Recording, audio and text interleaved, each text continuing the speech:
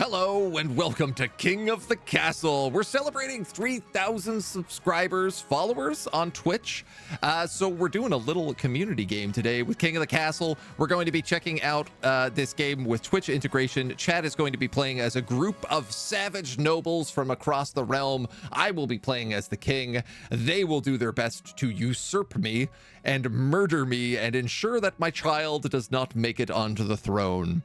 I have no idea how to play. Some of them do. It's probably gonna go bad for me. Let's see what the game's all about. Our monarch, of course, will be named Turg. Oh, our dynasty actually could be named Turg. Turg.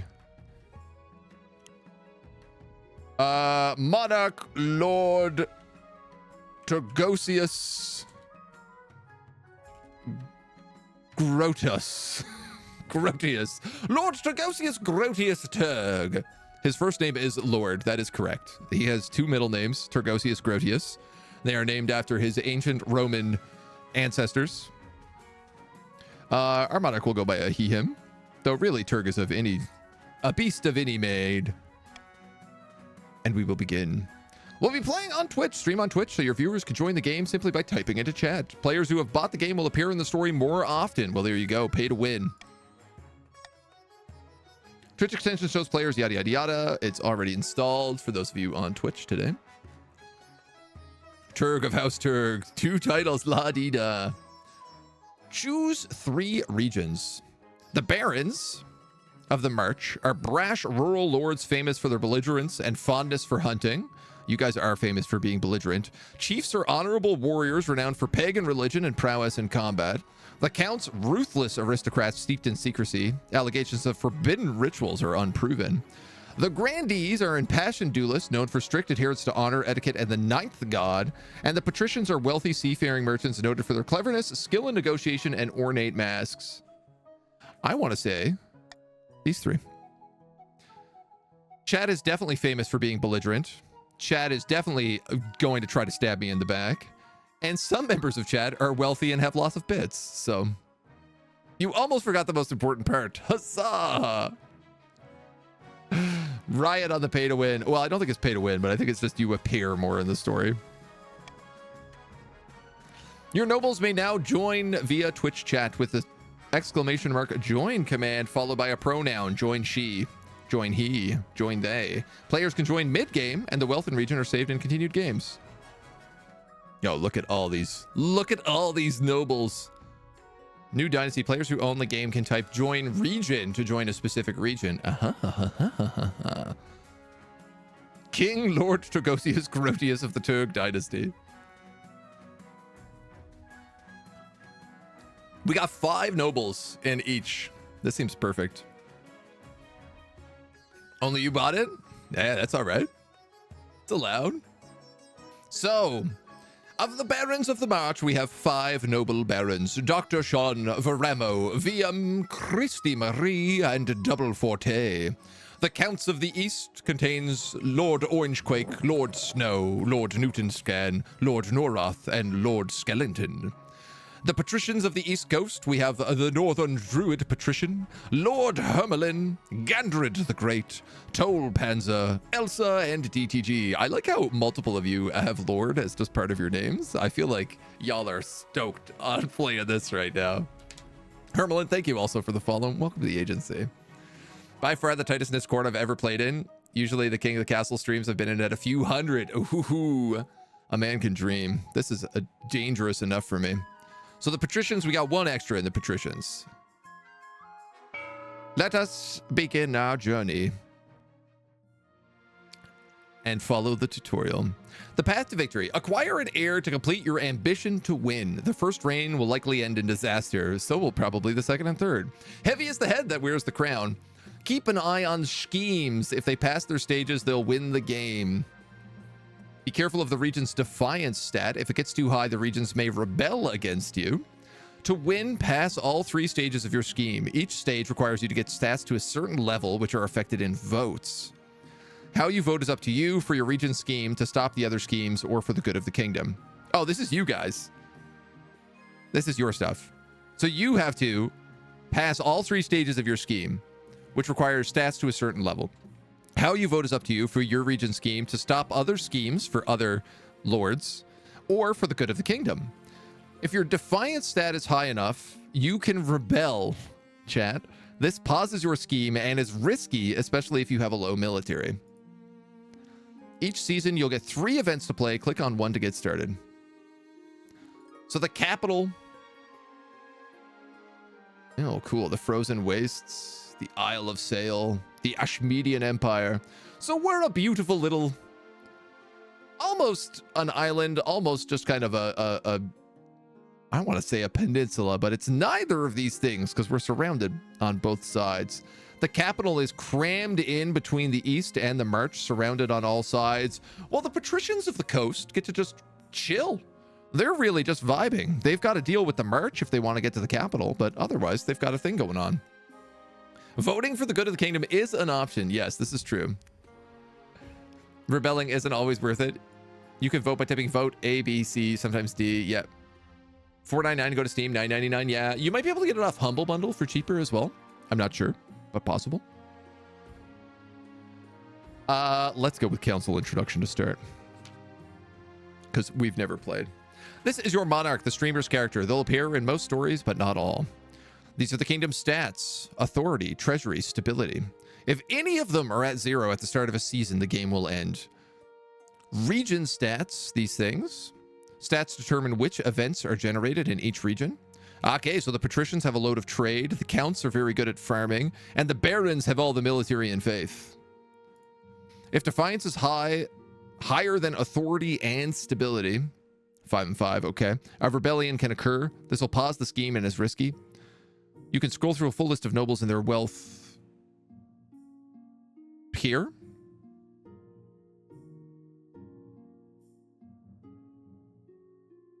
Look at you all with your money.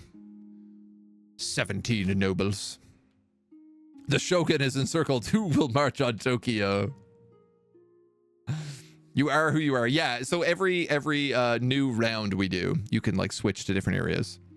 Now that you're the king, your first duty is to meet with the Council of Nobles. Your nobles hail from across the kingdom, the desolate east, the wealthy coast, and of course, the bleak March.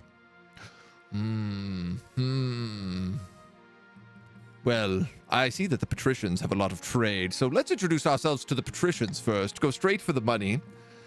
A pleasure, your esteemed highness. I hope your kingdom prospers and grows wealthy under your reign. Thank you, DTG. Thank you. We'll introduce ourselves to the Counts of the East. An honor to make your acquaintance, says Count Noroth. Your Majesty, may you scoop the doom that befell your predecessor. And to the barons of the March. We speak to Baron Funky Tardigrade. Hail and well met, my liege. Under your leadership, we'll whip this kingdom into shape. With that, the introductions are done. You now all have your spokespeople. Default to them if you don't specify. Yes, we're the last to meet the king. The council hall immediately fills with raised voices as the nobles argue with each other and demand your favor. You sigh and sit back. Is this what the council is like? No wonder your father told you to avoid the throne at all costs. I think I might move you guys up a little bit so you don't interfere with the text. Hail to the king, baby. Well, I guess let's do our coronation. Your Majesty, I've scheduled your coronation to take place in a week's time. Why the hurry? To delay any longer would make the nobles restless, and when nobles get restless, they take their daggers and look for the nearest backs. I'm looking at you, counts. Well, we wouldn't want that, I suppose. They wouldn't dare. No, they wouldn't dare. Chat would never dare stab me in the back. You should pay attention to the history books, Your Majesty. The nobles are always plotting something. As is tradition, the council will decide what happens at your coronation. Karzan, good morning, good day. Hello. We wouldn't dare hurt gentle Turg. Never. All right. Shall we call the nobles in? Certain choices will change stats. Some choices that do so will indicate this change here. Not all choices that change stats have these indicators and do not show the region affected. These are the upcoming choices your nobles will vote on. Each of these may change stats in some way. The monarch can change how a vote is run with a law. You may only use one law per vote. Try using your veto on the option you dislike. When the vote fails, nobles vote using the command vote, followed by the letter A, B, C, D. The monarch may close the vote anytime after all nobles have voted or when the timer hits 0. What kind of coronation should be held for the new king? A lavish parade with jugglers and fountains of wine. Proceed with a religious ceremony that honors the 9th god, for B. C, throw the king in the river. Or D, troops shall bear the king through the streets atop a shield. I can veto an option, or I can do monarch's vote. Ooh. I don't love the idea of being thrown into the river for my coronation. But I tell you what, I won't have no 9th god being held in our holy city. Start the vote. You have 30 seconds. Begin. I'm scared to watch.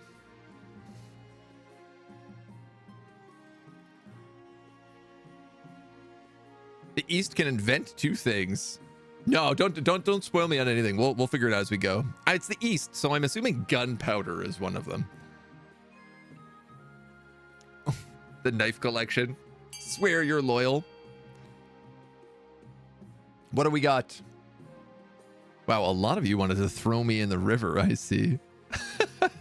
9 votes. Troops shall bear the king through the street atop a shield. Look at the barons. The barons all coming together here to be like, no.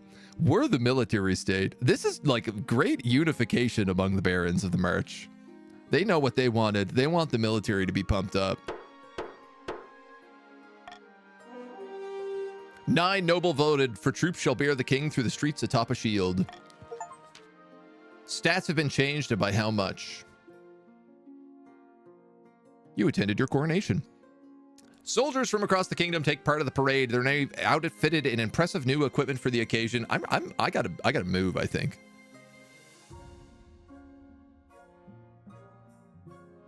We're gonna sneak me down a little bit so I'm not in the way. How's that? I'm not blocking too much. Barons wanted to be kingmakers. I'm a little bit worried about the barons perhaps creating an army that is much bigger than my own. Soldiers from across the kingdom take part and outfitted in impressive new equipment. As you climb upon the shield and hold your sword aloft, you realize this is not going to be easy. Your arm quickly starts to hurt. Your soldiers stagger and groan under your weight. Sure enough, one of your shield bearers trips on loose cobblestone and drops you face first into a puddle. In full view of half the city, at least the only thing hurt is your pride. My authority is now dubious. Uh-oh. Wet after all. Can't stop getting wet. I'm just soaking over here. At least now everybody has a 7. You all know what your strengths are. The monarch must acquire an heir and complete an ambition to win the game. A spouse? Useful, but not necessary. Completing your ambition before a scheme or rebellion usurps you and before you lose all your authority, treasury, and stability. The first few years of your reign are the most difficult. You're new and unproven. The nobles of your council will scheme against you, hoping to kick you off the throne and put your own puppet claimant in your place. These fools couldn't scheme their way out of a paper bag. Better kings than you have been toppled by treacherous nobles, your majesty. To defeat their schemes, you must secure an heir, prove you are worthy of the crown, and complete an ambition. When you die, how do you hope this kingdom will remember you?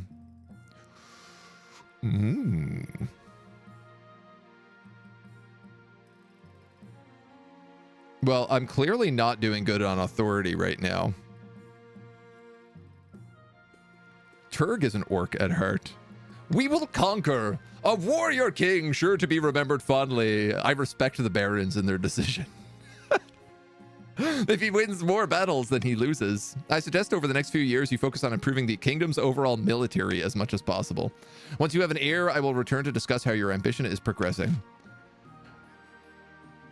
I also want to make sure I have a military so that you guys can't just overthrow me at any minute, though I feel like you are my military and maybe I just sealed my own fate. Now that you've played all events, advance the game by clicking End Season. Turg needs fewer carbs. Must keep a standing army, or these counts and patricians may oppose your rule. Princess, fewer obligations, right? Gotta be fewer obligations. All right, let's end the season. Each region will vote for one of 3 randomly selected schemes. Schemes are made up of 3 stages with specific stat requirements. Passing all 3 stages places a region's claimant on the throne and wins the game. Kim of the Karazhan Magi bloodlines, notorious Marcher Elder, stands before a blazing hearth, roaring with arms outstretched. When have the barons of the March backed down from a fight? Never! I know you'll do whatever it takes to put me, your rightful monarch, on the throne. Open to the barons of the March. What scheme should the barons pursue to overthrow the king and put their preferred claimant, Kim, on the throne? Barons, you are up.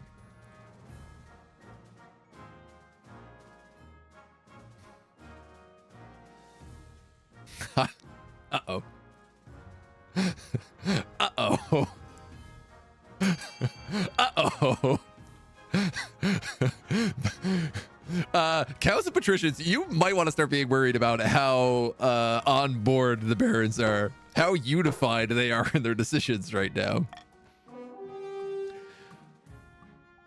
The barons voted for modernization to lower other people's militaries. They plan to modernize the kingdom's army in such a way that it's totally under their control, a centralized military to coup. First, they must prove the military is in need of reform. To advance their scheme, the baron must lower the other region's militaries to a combined total of 10 or less in 4 seasons. There were already 10 or less. Uh-oh. Salandra of the Orangequake dynasty, eccentric former hermit, leans delicately on a podium, speaking in a melodious voice. My fellow counts, in ancient times the East was its own proud kingdom. We can bring back those days of glory, but not while the false king Lord Turgios Grotius wears the crown. What scheme should the counts pursue to overthrow the new king? Doppelgangers, intimidation, or possession?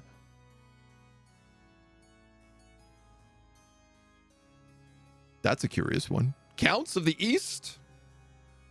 Your decisions. Hydrocheck, thank you. Kim, the king's cousin, twice removed. Their claim is legit through the great-grandfather.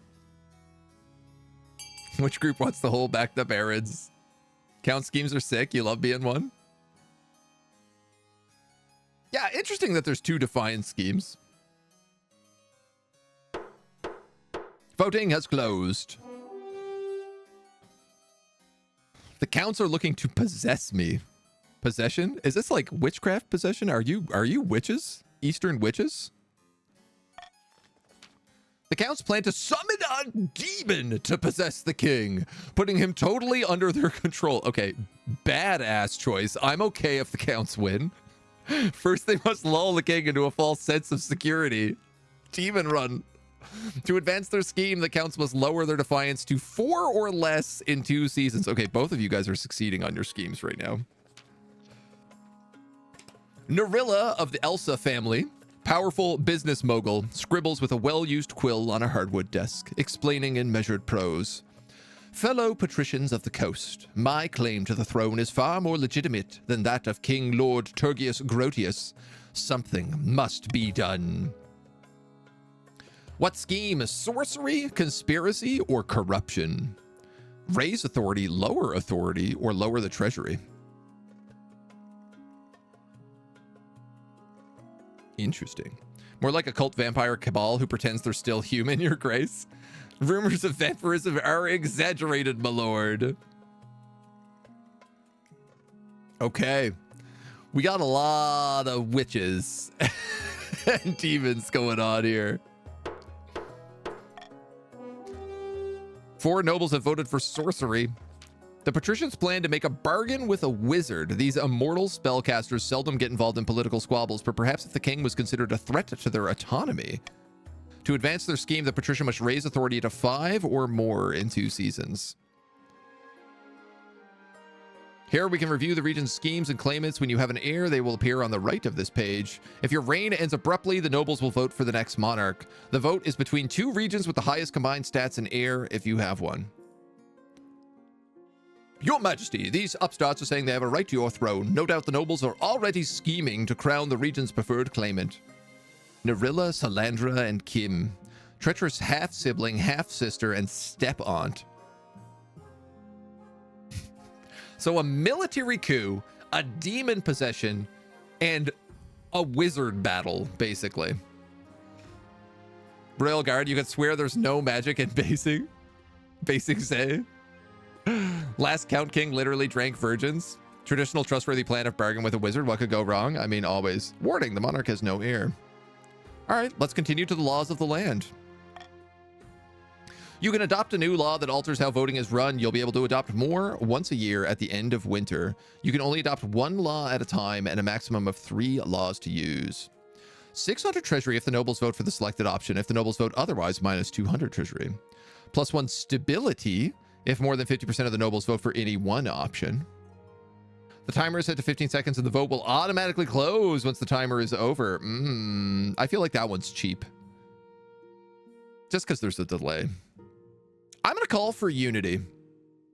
Because I am scared if my stability gets too low that the barons will simply just rise up and cause a coup. They are my greatest threat right now. I'm not too worried about demons and wizards. That sounds like nonsense to me. All right. The summer of 948. We're low on lumber in the March. We have an honor guard in the capital, and we're missing bees in the east. All right, well, that's obviously the most important one. Your Majesty, terrible news from the east. The bees have vanished. All the bees? All of them, all across the east. We counts rely on the bees for our honey trade, but worse, in the east, bees are bringers of good fortune. We look after them, they look after us. It's a grim omen if they've deserted us. Our peasants are scared that we've offended the bees. We must track them down. How should the council keep track of the mysterious missing bees? Bees come and go, let nature take its course. Send messengers to investigate other regions. Ask the peasants if they noticed anything wrong.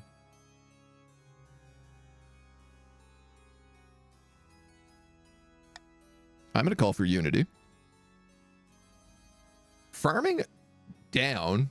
This is in the east. This would cripple the count's farming a lot if they voted for that. It would also increase their defiance, which is bad for them. So they're obviously not going to vote for bees. They'll probably want to investigate other regions.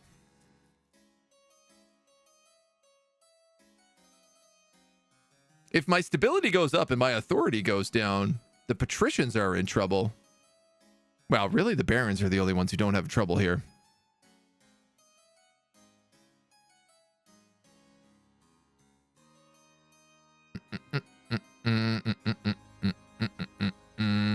I'm going to call for unity. I'm not going to tell you what unity I want, but I want unity, chat. It's not funny if all the bees die in the real world. I know, right? That's why we went straight to this. We had to fix the bees.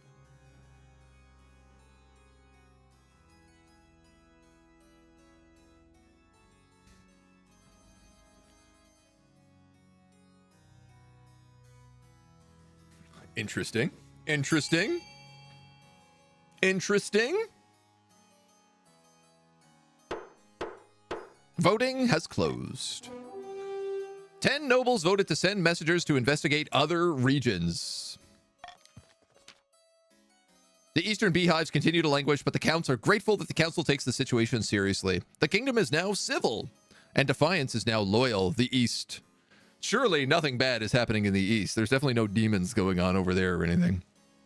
But you guys did manage to get 50% voting, so our stability went up. Messengers ready themselves to traverse the kingdom and find the bees. Surely it couldn't be too hard to find such a huge swarm. Oh, cool. I guess we're going to find out what happens, like, later on. Demon bees here, my lord. Now that you're the king, you need personal protection. Why, I could plunge a sword into your heart right now, could I not? Says my marshal. I'd like to see you try. I am Lord Turg. King Lord Tergios. Is it your imagination, or does your marshal stifle a wry chuckle? In any case, she quickly hides it. You need an honor guard to keep you safe from political dangers, your majesty. Unfortunately, this is a political decision. What about the palace watch? Hoorah! Don't make me laugh, your majesty. These tin soldiers can keep out the riffraff, but they expect them to stand up to a warlock? Or a child of the viper? Or me? Oh, says the palace watch. All right, what are my options? Each region offers a selection of elite guards. The counts with knights of the counts of the east have Knights of the Order of the Drowned Rose. The patricians of the coast have champion gladiators from the arena, and the barons offer a squad of battle-hardened veteran soldiers. Think carefully, your majesty. These guards' loyalties will be divided between you and their region. Of course, you could hire foreign mercenaries and they'd be loyal to coin.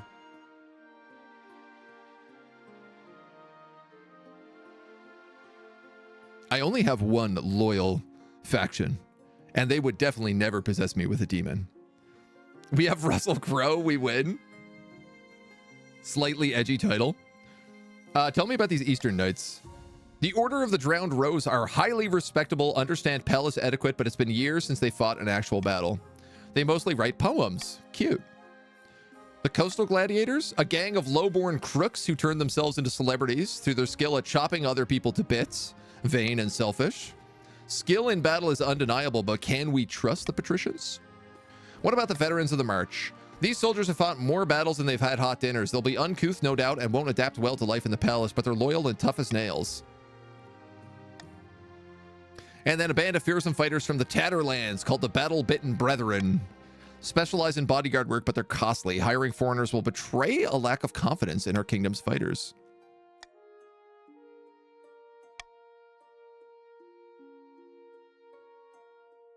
Ew.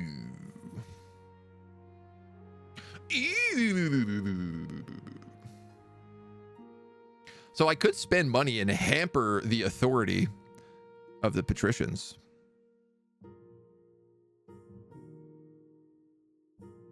I like how defiance goes up and down here.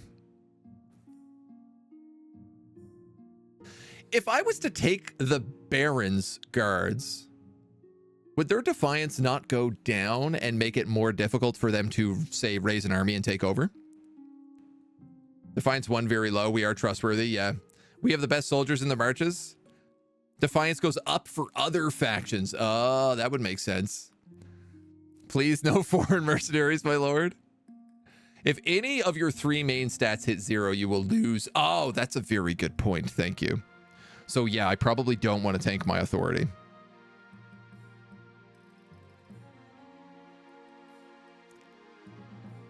I think I'm going to take the veterans of the march.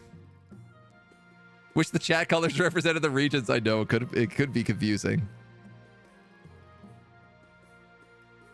I mean, these guys clearly know what they're doing. I will make the arrangements at once. Yes, okay, so this did work. The coast is now aloof, the east is cordial, but the march is loyal, which is really good because they have a big military and I need them to not rebel against me. The veterans arrive in a few weeks. They march into the throne room in perfect formation before lining up behind your throne, hands on the sword hilts. Each soldier sports a big scar, bigger than the last. Yeah, this game rules. I kind of thought you guys would get to outvote me and you would get to decide where that you get them from. I'm glad I have some autonomy as the king. Generally aligned is fine. Very good, my lord. Your Highness, says Count Skellington, will you tell these superstitious barons to get over themselves and let us harvest their trees? We need the wood for our craftspeople. I've told you 1,000 times, says Baron Doublefort. The forest is thoroughly haunted. You'll damn us if you all go logging there. These are the only guys who aren't doing witchcraft on me right now. You sold us a logging contract, and you said contracts have no exclusions for haunting. The Count's wealth decreases, or the Baron's wealth increases. Oh, I have no idea how much money you guys have.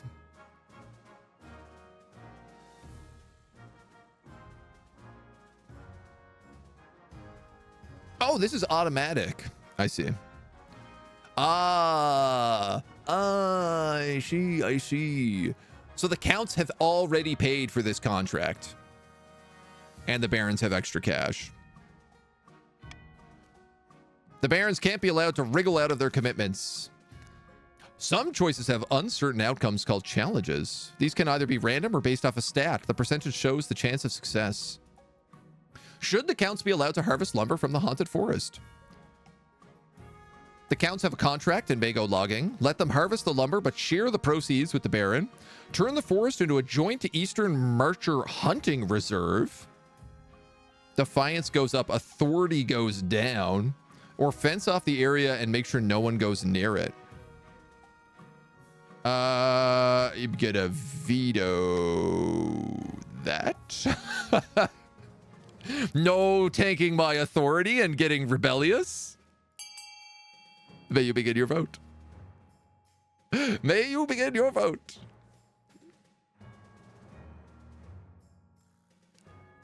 Won't even allow it. Last thing I need are some uppity barons causing trouble.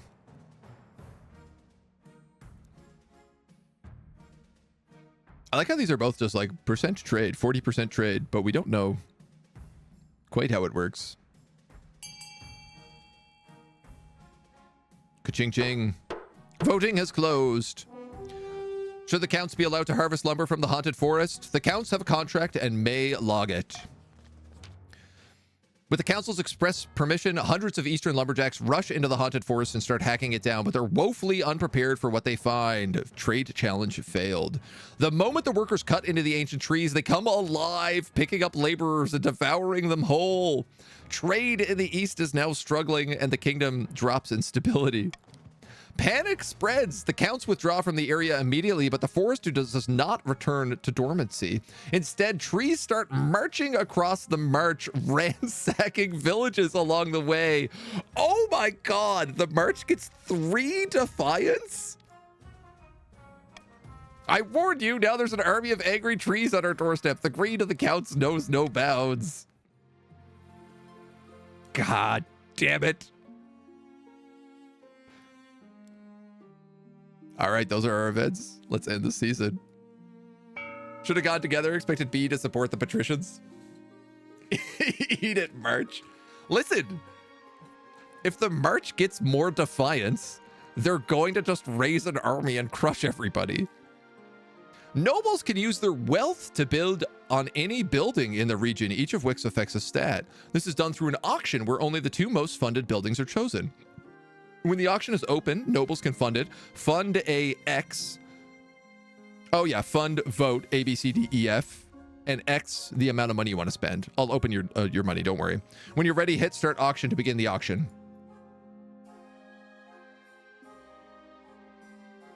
All the barons have 1,300, all the counts have 700, all the patricians have 1,000 at the moment.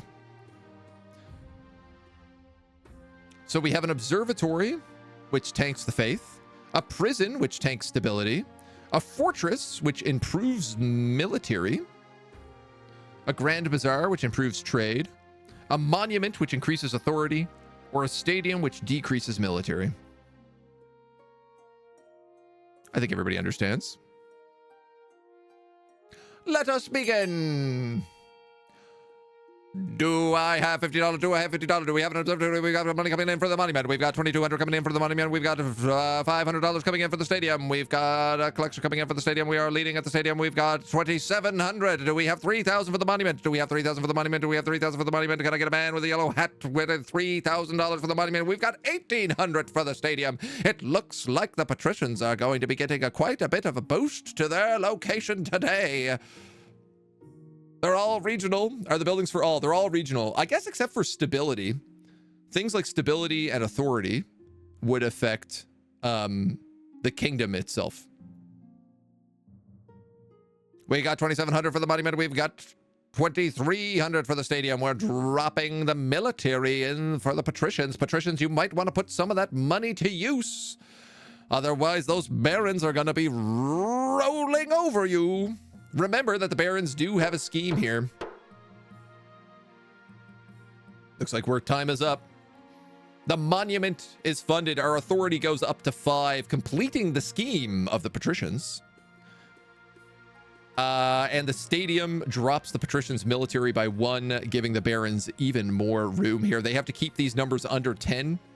They've got them down to 9 right now. So far, everyone is scheming very successfully. Yimpish with 700 bucks towards the monument, and Karazhan with the whole paycheck towards the stadium. A big play.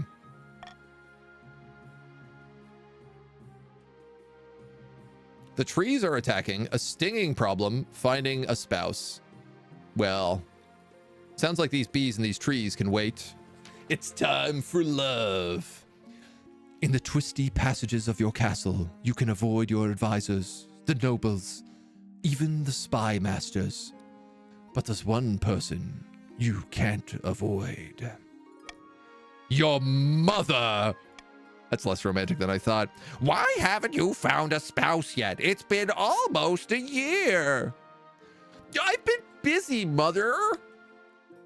You better find the time. Don't worry, I'll take the liberty of finding eligible candidates. What's your preference? Men, women, or do you not mind? Oh, heck. Let's be free living. We're a king. We can do whatever we want. I'll send out messengers to the most influential noble families in the kingdom. Let's see what they have to offer. Very progressive kingdom.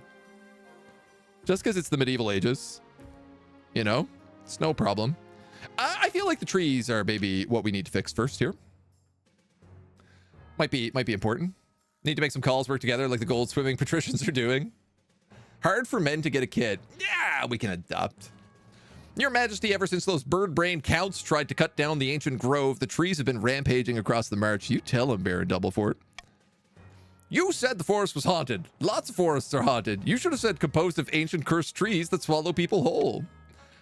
The grove is older than the kingdom itself. It's no wonder it held such power. Please, my liege, assemble the council. We have to appease the trees. Do we set fire to the march? Search for a wizard to destroy the trees, bring in eastern soldiers to help fight, or tell the barons they can sort it out themselves.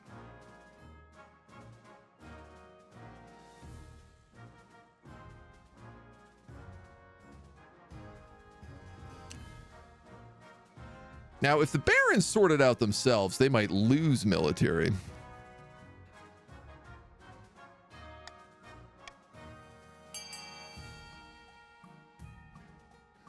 And they scare me because they're really uppity about these trees right now.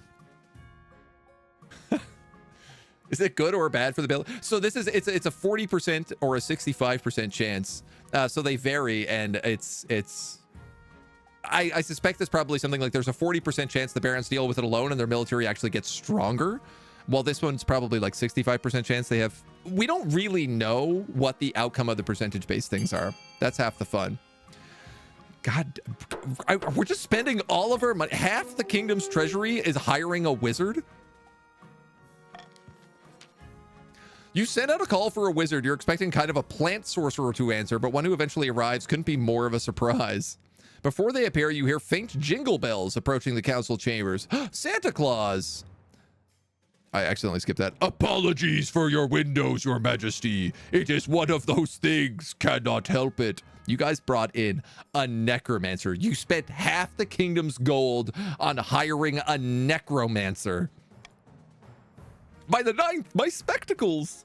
Given that Bresk doesn't appear to have a jaw or tongue, you're not sure how they're talking. It's not in your head. You can actually hear them, as can everyone else. Great God, what are you? I am Brisk, Lord of Bells, Wizard of Sound and Silence. I will help solve your tree problem. I am able to give these trees a voice so that you might understand their rage.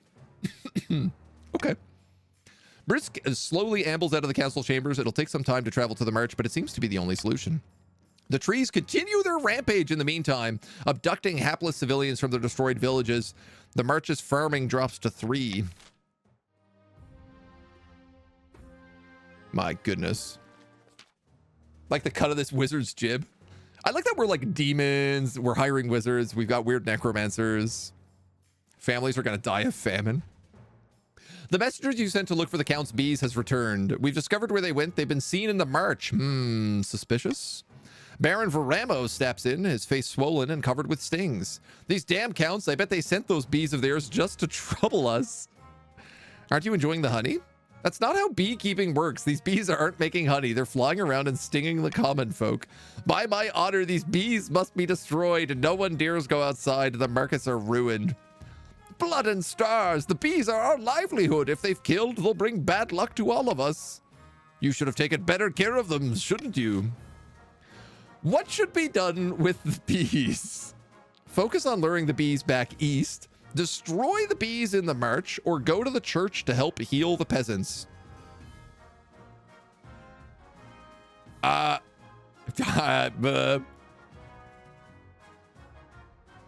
feel like we need to send the bees back east. I'm gonna call for unity. See if I can get our stability up a little bit. Now's your chance to vote. What do we want to do with these bees? Basically your facial hair in 10 years. Why are the bees on the other side of the continent? Return them right now. Perhaps the barons secretly stole the bees. Is there another run coming after this one? Absolutely, yeah. We're going to do a couple runs today for sure. Because we're probably going to lose pretty soon. Wow, you really want God to help us. Interesting choice.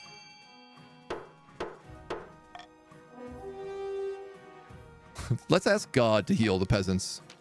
Baron Veramo looks pleased and bows, hurrying away to summon some priests. At least we were united. We're a stable kingdom, if nothing else. Not every priest is happy about the risk of stinging, but enough attend the peasants to get them in better shape. The markets have returned. Faith challenge succeeded. Faith is now devout. Trade is now prosperous. Guys, you're just pumping up the barons even. You're making them stronger.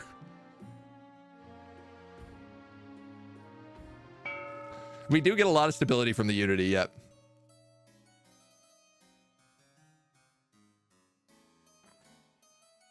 Uh-oh. Hidden in a labyrinth beneath an eastern castle, a pair of counts meet to speak of their schemes against the king. Newton says, King Lord Tergosius Grotius trusts us counts more and more. Yesterday we met for afternoon tea, and he said he'd invest in our beekeepers. I guess I did promise that.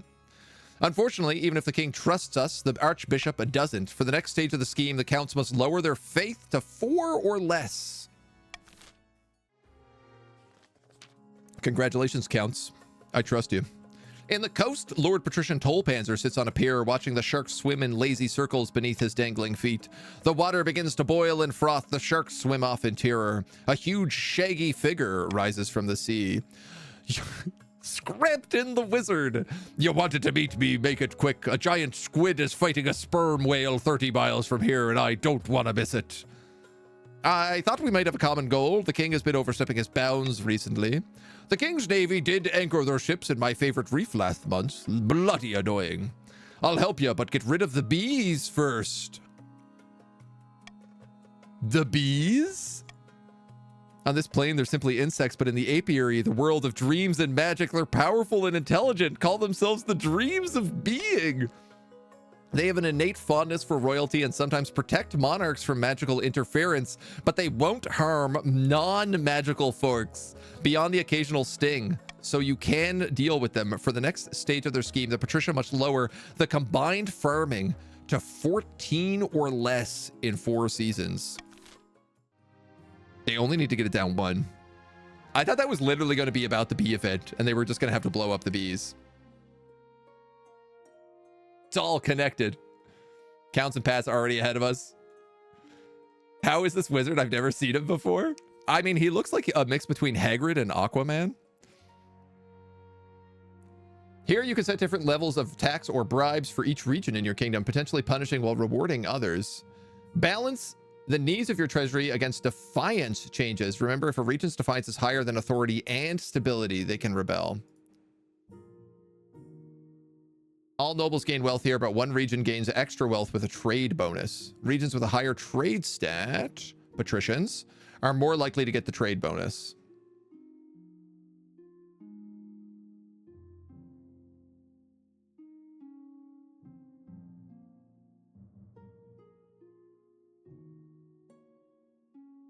That seems reasonable. I'm going to bribe the barons not to rebel against the kingdom. Oh, the barons have a lot of money, though. The barons have a lot of money, though. The patricians invest wisely in wine export, making 500 wealth. The other nobles gain 200 wealth.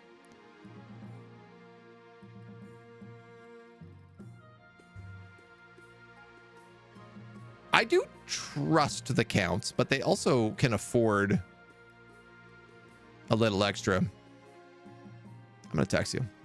Barons have high stats already. I know, but I'm scared about their defiance. This is the thing. If the barons rebel, we're in trouble. The builders of the kingdom. Given the barons free reign in the auction will go fine. You raise a good point. The auction. All right. Here you go.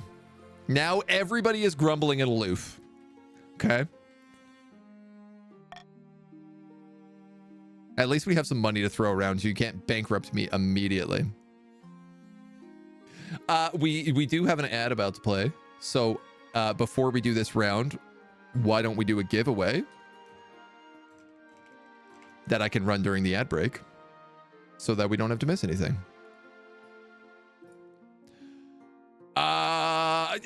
The keyword is gonna be bees. B-E-E-S. Type bees in the chat. Bees in the chat. Bees in the chat. If you want to enter into the giveaway, I'm gonna run the ad right now, and then we'll pull it when the ad is done. Is what we'll do. That's what we'll do. Don't want them to get defiance too high. Taxing the counts does hurt. Yeah. I mean, I'm mostly concerned about you guys bankrupting me at this point. Bought the game, but it's not loading in Steam. Bees in the chat. Bees in the chat. Let's revolt, make ads go away. I would if I could. I'd love to throw them out the door. What kind of things do we have? We have dealing with the swarms, eligible options, and talking to trees. I like that it's like a continuation of the story that keeps happening. That it's not just completely different, unrelated things. It's like whatever decisions you make in one section affects the next section and the next section. So yeah, the patricians are moving ahead. I don't know why the barons didn't get this one triggered. I guess that they have more time. It took more seasons for their scheme to fire. 4 seasons, 4 seasons, 2 seasons. I'm a little bit worried. I'm a little bit worried about getting possessed. They need 4 seasons. Okay, yeah, okay, cool. Love it. Oh my god, Newton, I see that you've changed your color to fit the counts. That's hilarious. First scheme phase only checks after 4. Everyone else checks after 2. That makes sense. Okay. How are we doing in noble money? Christie, VM, Tardigrade, all sitting on big cash. The Baron's got a lot of money, man. Baron's got a lot of money. I don't love that. Maybe I should have taxed them more. They are also the furthest behind, though.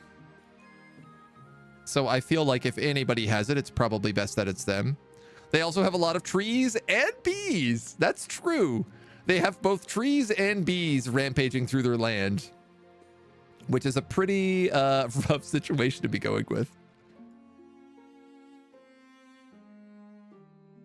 So I guess if you play with like the Viking guys, maybe this, or maybe it's like, is it a different map every time? Does the map kind of randomly generate? And it's just like divvied up differently? I do wonder. I can't wait to play another round. Like I'm only halfway through this one and I'm like, oh, I can't wait. I can't wait to die again. Counts got hurt basically out of the auction. If they work together, the counts also have like an extra count, right? So there is an extra player in here. The contracts and the tax. That's true. Yeah, you paid a lot. Borders randomized, but the map is overall the same. Okay, cool. That's amazing. Same map divided differently. All right. We'll do this. I'll give you guys the last chance. Bees in the chat if you want to enter the giveaway. I'll give you 10 seconds. And then we'll pull the winner. 5, 4, 3, 2, 1. Bees! Skeleton! If you want to pick a game from that game list giveaway, send me a message on Twitch or on Discord, and I will hook you up. Probably Twitch is best.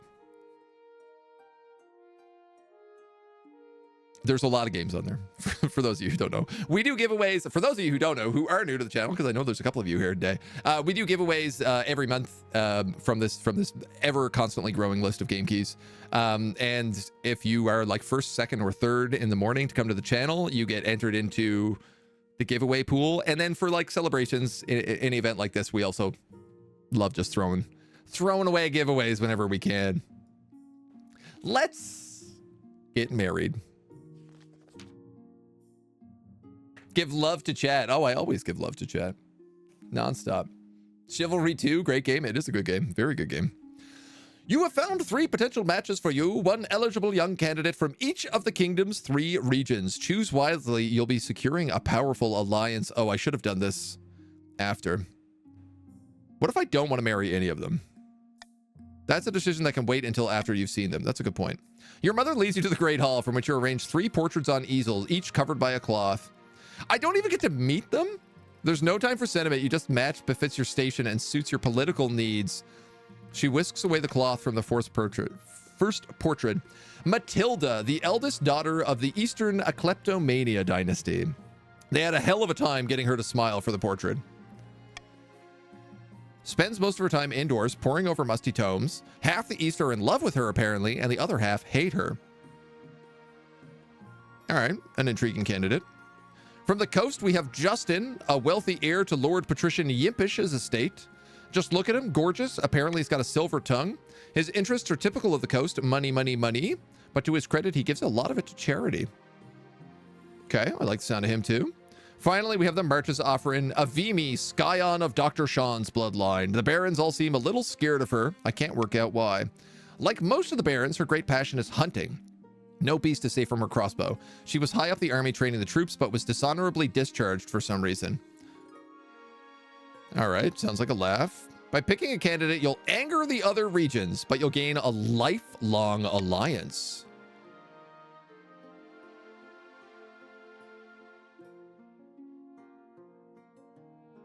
Interesting.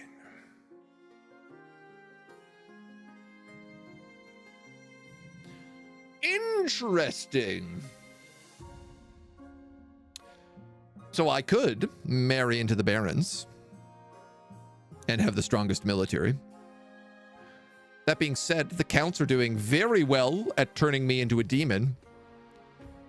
And I could marry into the counts, who also have a pretty good military. Alternatively, the patricians have money. But not a lot else, really, if I'm going to be honest with you, patricians. You really need to step your game up here. Soft C in your scion, your majesty. Stop killing. Matilda sounds great. Money, money, money. Daughter's a fun gal. Continue your current course. You might not be able to count on the East much longer. Oh my god. I think I have to marry the counts. The problem with this is also clearly defiance is going to go up in the barons and the patricians.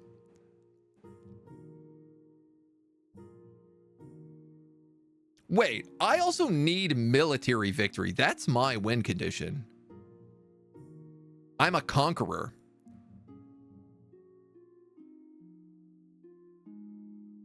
So the patricians are straight out. It's between the barons and the counts right now. The barons have a lot of money also.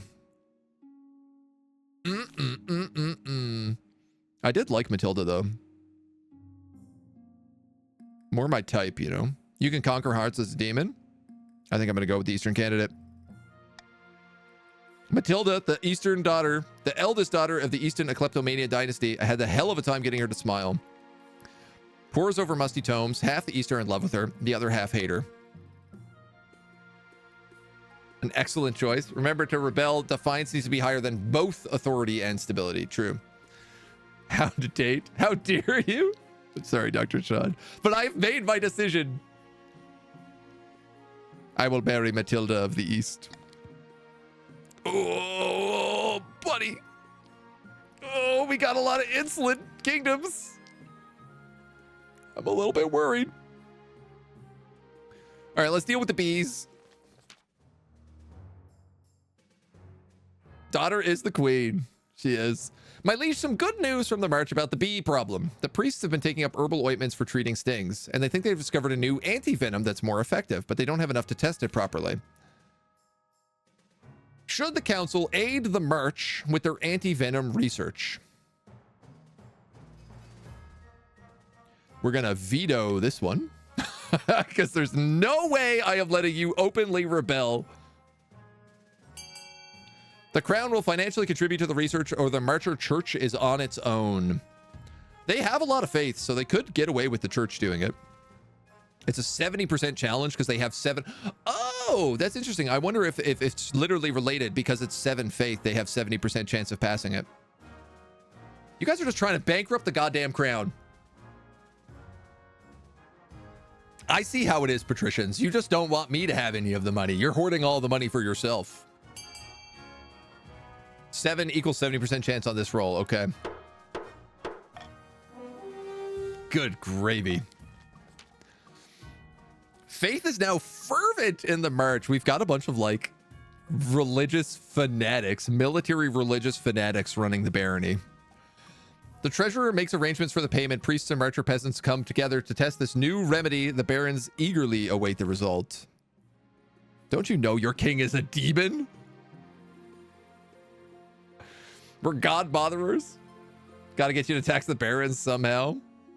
Marinero, what's up? Join the crew. Come on in. Add to our list of nobles, our ever-growing list. Let's talk to the trees, see what they got. It's taken weeks to travel with your council to the march for your meeting with the trees. Brsk has assured you they will be able to act as an intermediary. You approach the ancient grove, but you can't help notice the fresh stumps the loggers left behind and a field of saplings already growing in their place. Are you ready, your majesty? The grove awaits. You don't see any killer trees, but perhaps they're playing dead. Did that one swing its branch, or was it just the wind?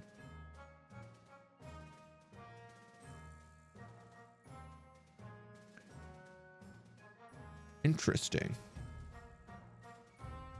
Interesting. Signal that I'm ready, or signal your soldiers to set fire to the grove while it's calm. Let's see what this guy's got to say. Brisk takes his hand on a nearby trunk. Nothing seems to happen for a moment until the trees are very upset with you, your majesty. Uh-oh. Me? What about Count Skellington? Yes, him too. Hold on, I'm getting something else. It's hard to concentrate on 2 things at once. I see. What do you see? Cast your eyes upon the saplings before you, your majesty. The trees wish to replace their lost brethren and leave you alone. These are no ordinary trees, nor are they ordinary saplings. Long ago, in what you call the Cursed Age, an ancient queen whose name is lost to time imprisoned the souls of her enemies within these trunks. These saplings contain the souls of your people, the ones the trees have taken. It is the only way to replenish their losses.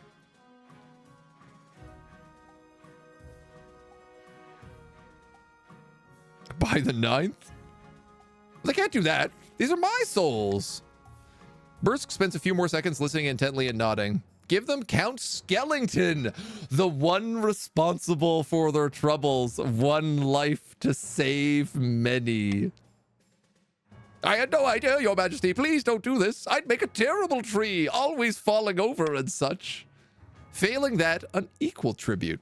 Another noble. Apparently, they all make very good trees, used to standing around all day doing little. I'm not going to volunteer myself. Let's vote on it. Don't delay, your majesty. The trees grow restless. Give Count Skellington to the trees. Give them the Baron. Or refuse to sacrifice anybody.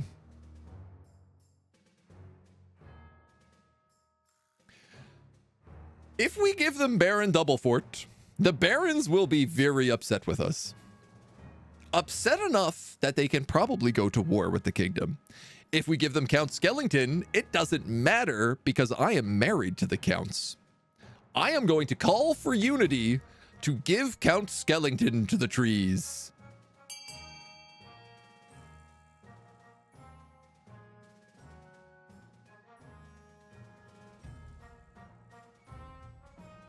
Or, sure, yeah, we could also refuse to sacrifice anyone and tank the whole kingdom immediately.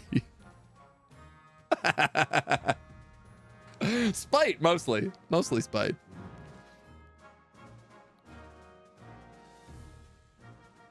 Wow, what a surprise. Doublefort here.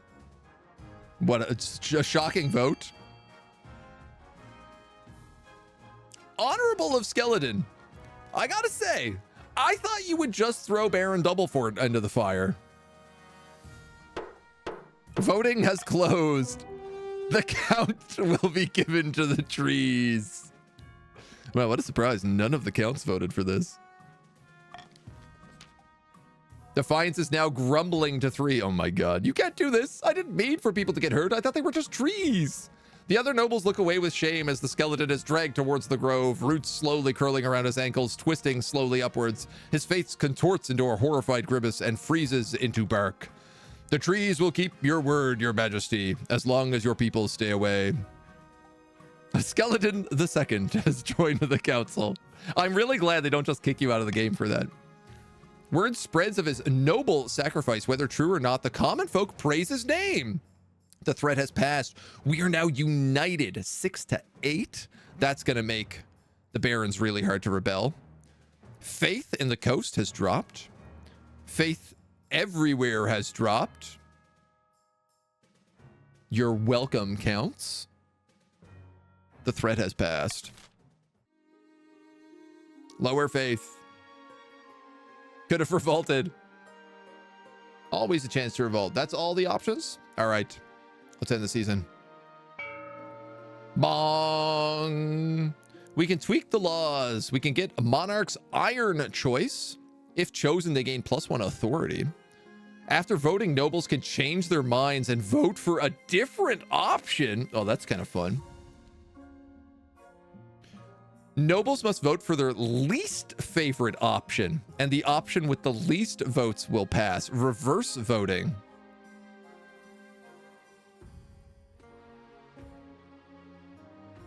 Swing vote is really good. Yeah, I'm thinking about swing vote. Oh, we have to replace a law. How do I get rid of a law? Ah, there we go. Yeah. Let's do it. Let's do it.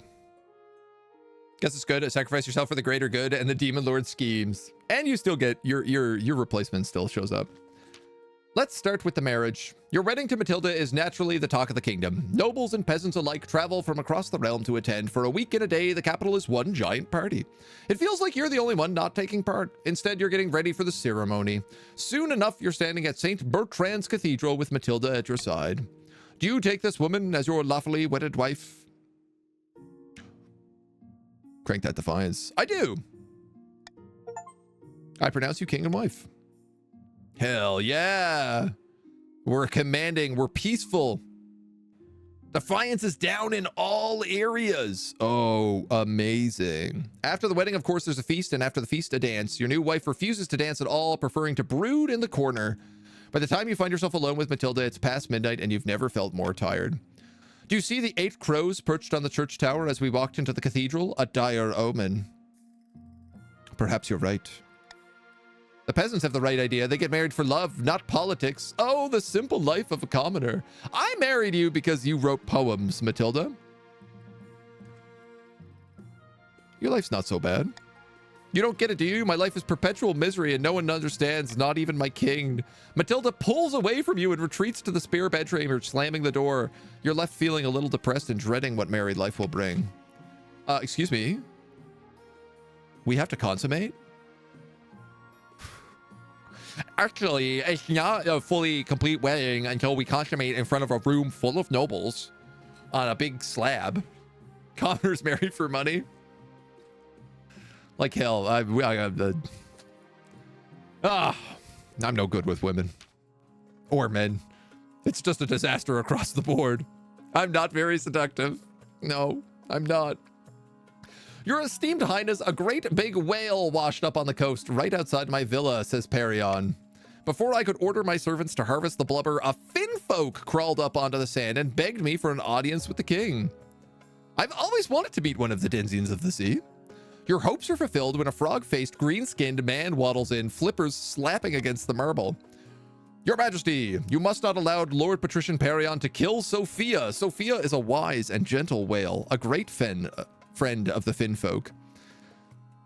What way is this whale your friend? She keeps the sharks away, banishes our gloom with her beautiful song, and provides us with bounteous milk. Ah, return her to the waters where she was born. Hear me out, your serene highness. We could strip down the whale to its component parts and make a fortune. Who cares what the fish folks think? $1,500. Increased trade. Lower defiance. Lower farming.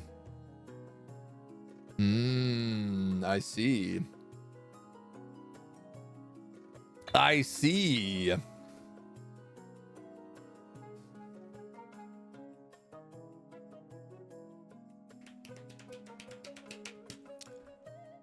I see. These are all fun options.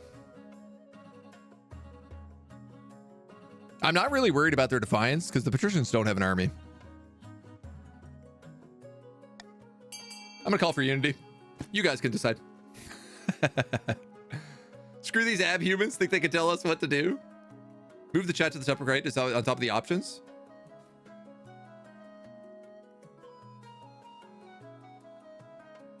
Is it still blocking things? I can move it more. Is that better?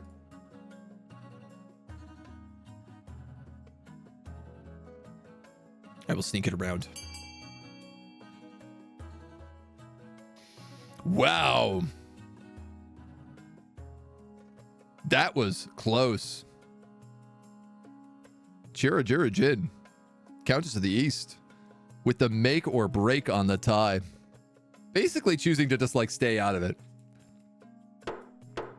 Voting is closed. 10 nobles voted to return the whale to the finfolk. I can't believe this. How could you take the fisherman's side over your own citizens? The finfolk owe you a great debt. Using a crane and a team of oxen, the great whale is lifted and placed upon wooden rollers. Without ceremony, it is plopped back into the ocean where it splashes its tail and sprays water in gratitude. From that point on, coastal fishermen report that their catches have nearly doubled, 4 to 7. The grateful finfolk literally herd fish towards their nets. Well, you guys just slowed down the patricians big time. They got to drop 4 points now in farming. They do got a lot of money, though. They do got a lot. Why are there so many counts? I like how the counts are just like, I don't know, we'll take everybody. We'll take all the counts. Bats get the scheme anytime soon. Well, they're ahead right now. They are on part 2. Pleased to announce we've discovered an effective anti-venom in the march. You or the church, Baron Veramo? Well, the church played a small part. The only thing is, unfortunately, the barons are too focused on profit to understand how it is for the hardworking priests to be recognized for their efforts. We're devout as anyone, but this was our peasants who went through hell to get us this remedy. You have no idea what going through hell means. I'm about to find out what going through hell means. But you will unless you change your ways. Who will profit from the anti-venom discoveries? The church, the priests who made the valuable treatment, the barons, there's money to be made, or this remedy should be available to everyone for free. You know what? I'm going to give you guys swing votes on this. Because there's scandal to be had here. Take your votes, get your votes in now. Many counts, lots of left, AFK, lurk, yeah. Making actions, the game's trying to fill them with new players who interact. Okay, cool. Oh, that's good balance then. I like that. Increase faith to stop the counts. This is very true. Swing votes. Remember, you got swing votes. You can change your votes at any time. It's deadlock 10 and 10. What happens? 11 nobles. Somebody managed to switch it at the last second. The barons. The money is to be made. Archbishop delivers angry sermons in St. Bertrand's Cathedral about the barons worshipping only at the altar of greed. Faith is dropped by 2 points.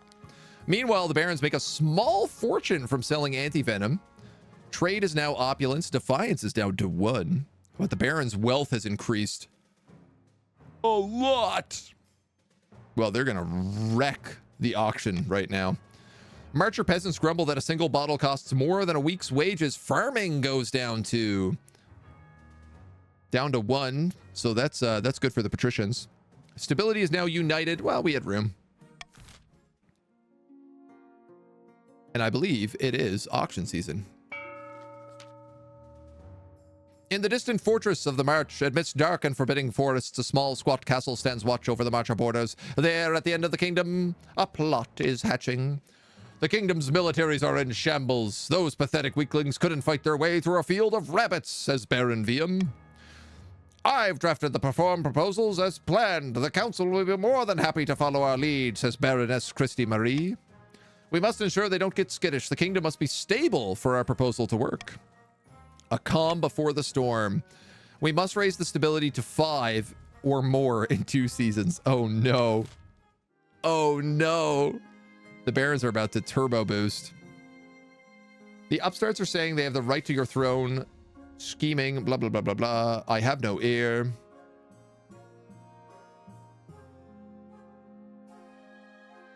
They're a little behind, but everybody else is doing good. That's 2 seasons. That's 2 seasons. So everyone is going to come out at the same time here, I guess. Don't you love a stable country? Famine, a contraption, easing the tensions. Let's work a little on my wife, shall we? Nobles of the kingdom, tensions are running high, but the kingdom itself is stable. Perhaps it's time we forget our past and come together as friends. What do you have in mind, Chancellor? Exchange gifts or hold a friendly competition? A fashion show, perhaps a game of riddles. Why don't we hold a vote on team building exercises to help the council trust each other again? This sounds like a great idea. This sounds like exactly the kind of thing we need after all the backstabbing we've been doing. A friendly fashion competition, a game of riddles, a stupid idea, or an exchange of gifts.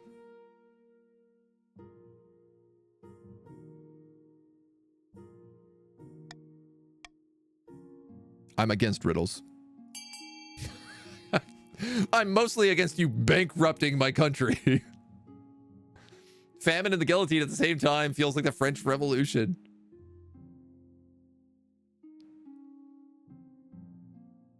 Lots of people want a fashion show. Little makeover? Makeover, makeover, makeover, makeover, makeover, makeover, makeover. For you and me. Wow, I should have done Call of Unity. I'll make the arrangements at once. A cash prize shall go to the winning noble. Ooh. Oh, that's going to be spicy. Nobles of the council begin murmuring a fashion show. They better buy some new jewelry and dig out their finest outfits. Barons, I think I know what you'll be spending your money on next season. You take our money, we take yours. Let's check out the famine in the March. Hello, Your Majesty. I've traveled all the way from the March to beg you to do something about the price of grain. I can't afford to feed my family. A day of back-breaking work isn't enough to buy a day's worth of bread. Okay. I mean, this is kind of good news. Double drop in stability. Kind of. The grain price in the March is beyond all control. Greedy merchants rake in profit while the common folk starves, says Baron Puckdrop. Treasury is too low. Oh, that's good to know. We can put a cap on the price of grain. Encourage the March to explore alternative food sources. Cannibalism, maybe? Or the free market will correct itself in due time.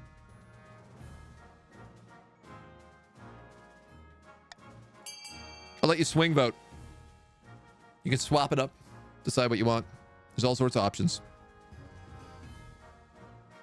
You could psych people out, vote for one thing, and then switch it. Really fix your treasury situation. Need to get the royal gamble. The royal gambling hall. Voted to have a fashion show rather than feed the starving people. That is correct. That is what happened just now. For the record, if we didn't have a fashion show, we could have fed the peasants of the march. Just putting that one out there. The invisible hand of the market. Ooh, wow. That was really good. You guys all like came together to try to do alternative food sources. I was kind of hoping for cannibalism. 11 nobles voted for the free market. Wait for the free market to solve everyone's problems and continue to wait. Any day now, you're sure of it. Defiance is grumbling, stability is stable. While you wait, famine ravages the march as the price of grain continues to escalate. I'm impressed how much everybody hates the barons. Like, the counts and patricians are not getting dunked on in this game nearly as much as the poor barons are, who are just suffering the brunt of, like, rampaging trees, a plague of bees, a famine. You know? The patricians are like, oh yeah, we gave a fish back, and we actually ended up, our economy is booming. In the East, I mean, well, the East did have to sacrifice a noble, but everybody felt pretty good about it, so. Barons have the best trade, military, and faith. They are pretty strong. Granted with faith, can't be that much worse. A new contraption in the East, in the West, actually. Your Majesty, a lady patrician by the name of Elsa wants to present to you a new invention. Your August Majesty, we are entering a modern era, a more humane age, yet bot executions are commonplace. Decapitation where the head does not come off, or hangings where it does. No more. Behold, a merciful machine for removing heads quickly and painlessly. I call it the Elsa-E. She switches the cloth away to reveal a huge machine of iron and wood, a hole for someone to place their head, and a heavy blade dangling ominously above it. The sight sends a chill down your spine. How efficient. With the LCEC, you'll send 12 heads of rolling in the time it would take an ordinary executioner to chop through a single neck. With a little funding, I can distribute it across the kingdom. I do not want to get my head chopped off, but I'll bring it to the council.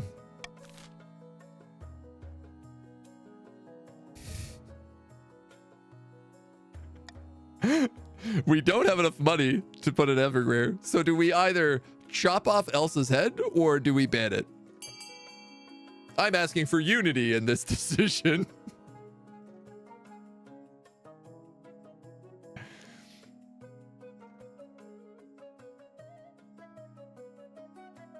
It's a hard debate because the stability benefits the barons.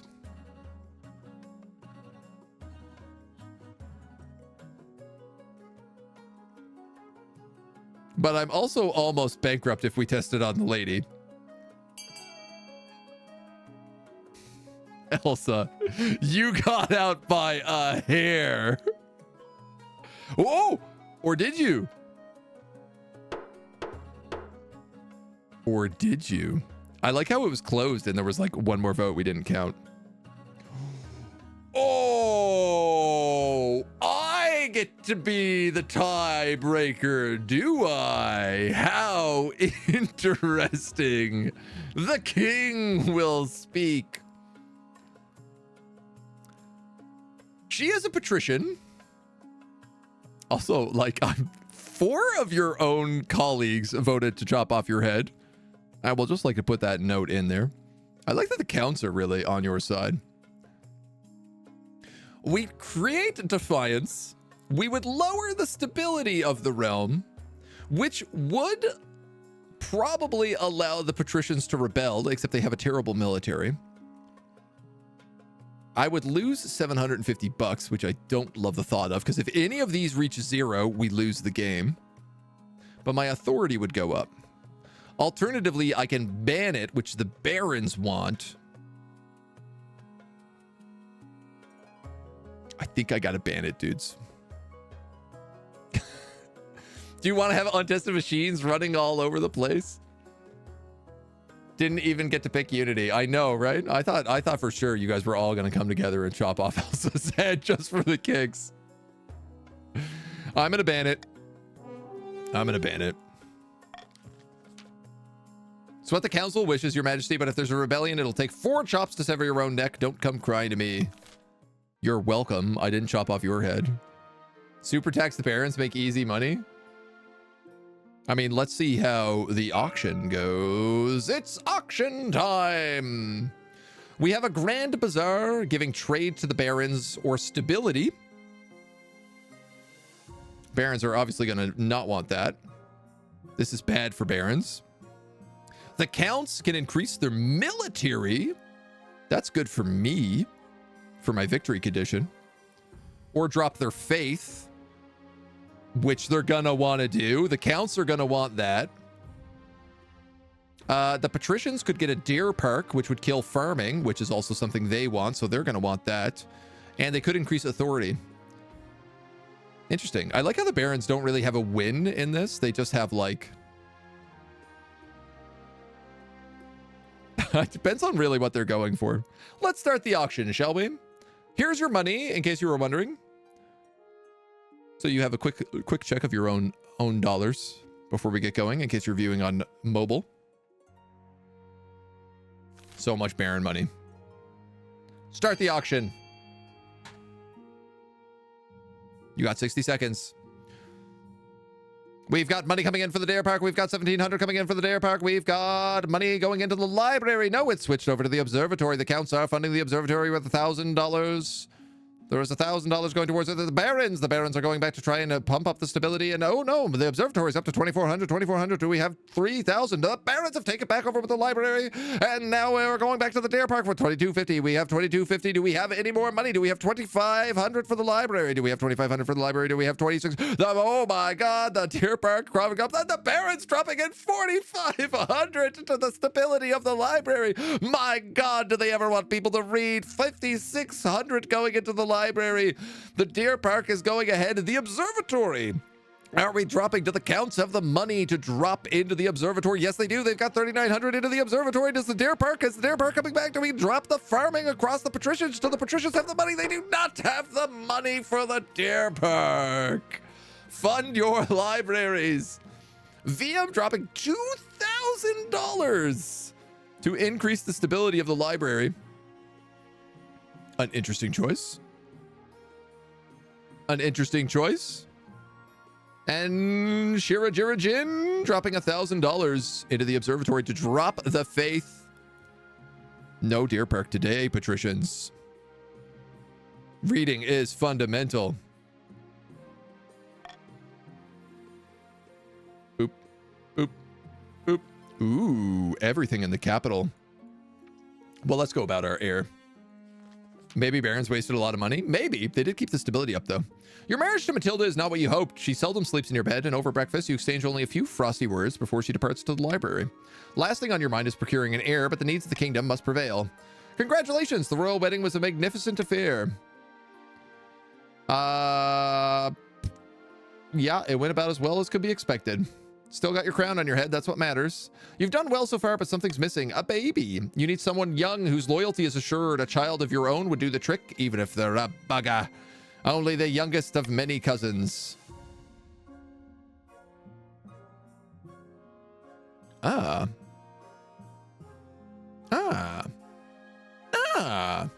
Interesting. Will I try to have a child with my wife who hates me?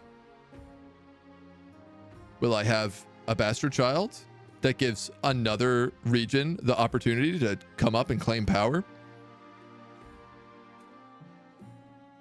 Make my youngest cousin my heir, who I don't really know who that is, but... Or just adopt a lowborn from an orphanage. Surely that would be bad for things like my authority. You know what? They're all probably bad for my authority, except to have a baby with the wife. I don't want to pressure my wife into having a kid. She seems like she's having a pretty miserable time and would be rather writing poems.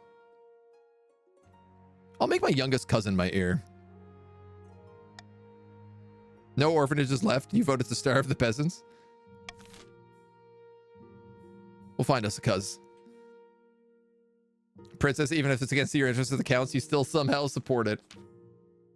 A terrible secret. Your Majesty, I bring urgent news. The counts are deliberately eroding the power of the church in the East. Interesting, counts. Ah, the High Inquisitor is looking into you. But the counts have been so helpful lately. It must have been a ruse to give you a false sense of security. What's more alarming is why they're doing this. They're planning to hollow your mind and summon a demon to fill the void. By the time you're finished, you'll be nothing but a shell. The demon will take over body and soul. By the ninth god.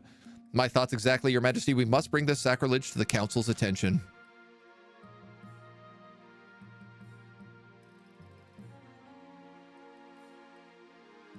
Ooh.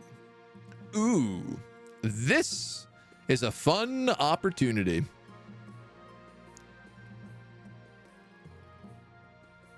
Faith goes up, authority goes down, defiance goes up. Delay scheme for a season.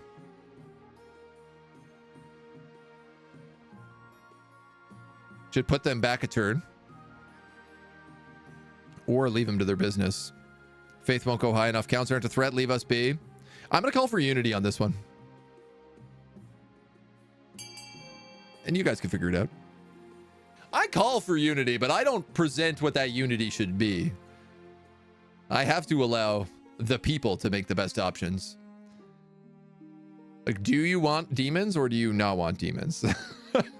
Do you want to be run by a demon or do you not want to be run by a demon? That's basically the question. I probably shouldn't have done unity because it's very obvious that all of the counts are going to vote for one option. You guys you really had the opportunity here. Oh, okay. A few more votes coming in at the last second.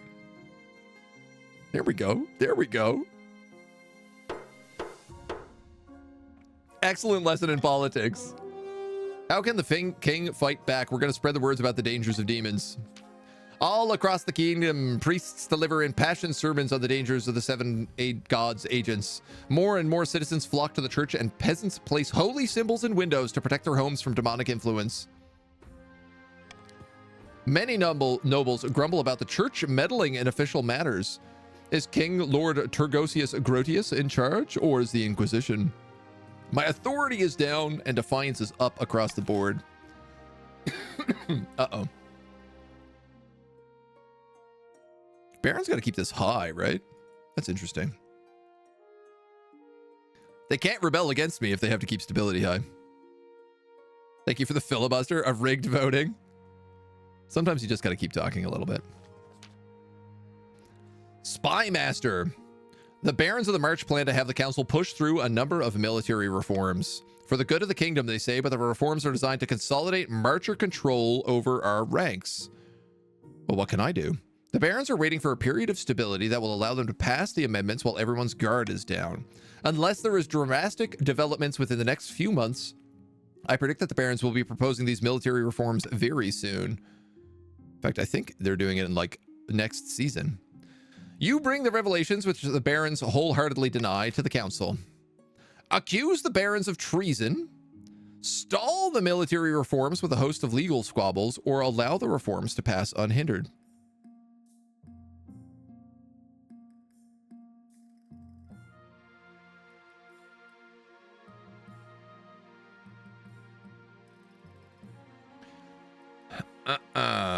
So if their defiance goes up and my stability goes down, there is a chance they have a big army. I'm going to give you swing votes. Take your swing votes. Lowly holy symbols are no match for our demonic masters. Very treasonous. Get us. Stability might not drop enough. Need authority or no one will respect us.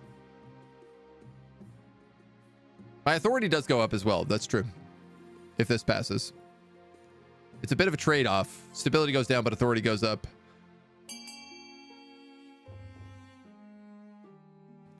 Amazing! interesting that the barons are voting in favor of treason. That's a very curious choice. I guess they just realized they couldn't get unhindered.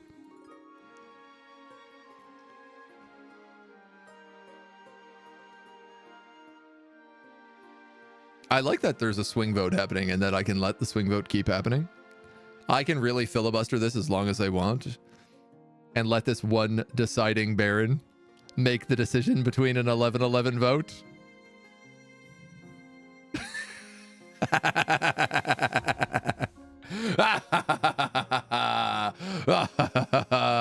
Oh. Now it's going the other way. Voting is closed. I'm going to try to hit it on the 0 more frequently, especially for swing voting. Unless I really need you guys to vote a certain way. I love that voting closes and you can keep voting. You call upon the best legal scholars in the kingdom. Your chancellor digs deep into the dusty records to find laws. The barons no doubt push past each obstacle with enough effort, bribery, and coercion, but the council has at least bought us time. The barons' start goal will not be evaluated until the end of next season. That was a good play, though, barons. It was a good play. Surprised anybody else voted A? You glow too much, your lowness. I mean, I'm definitely going to die. There's no way I'm going to succeed. I don't even have an ear. A count rides to a remote, unremarkable spot of moorland. Soon another joins him. The church is scrambling for power. The High Inquisitor is losing her grip on the populace. How delightful! Then we can make our move unseen, says Count Nitin.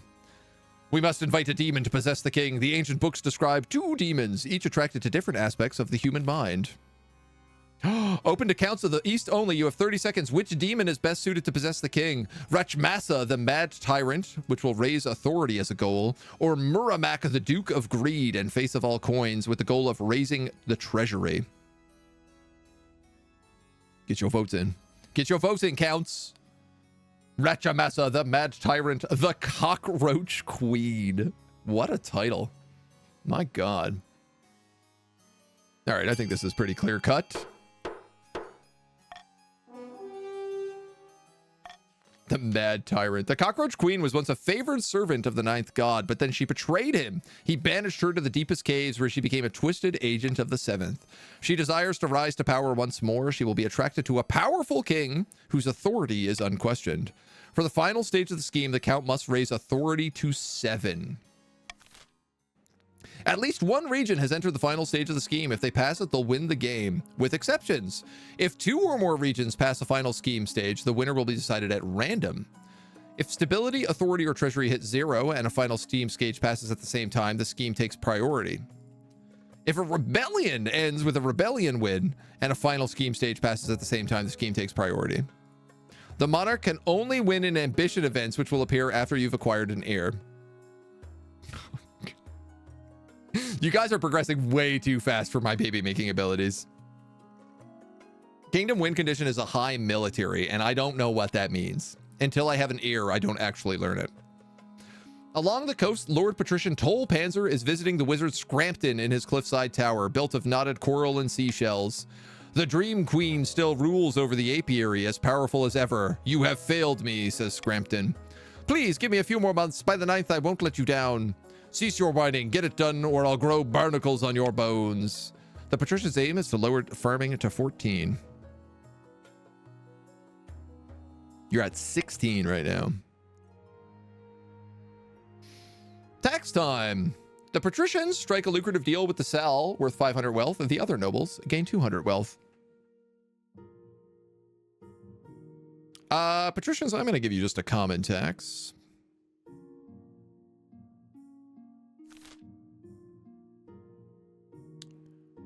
I think I'm going to tax the counts extra.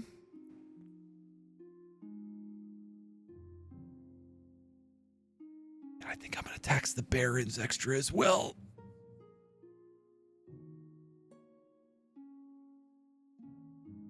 This feels like a dangerous decision. I need the money, though. Deer Park should have had 6,000.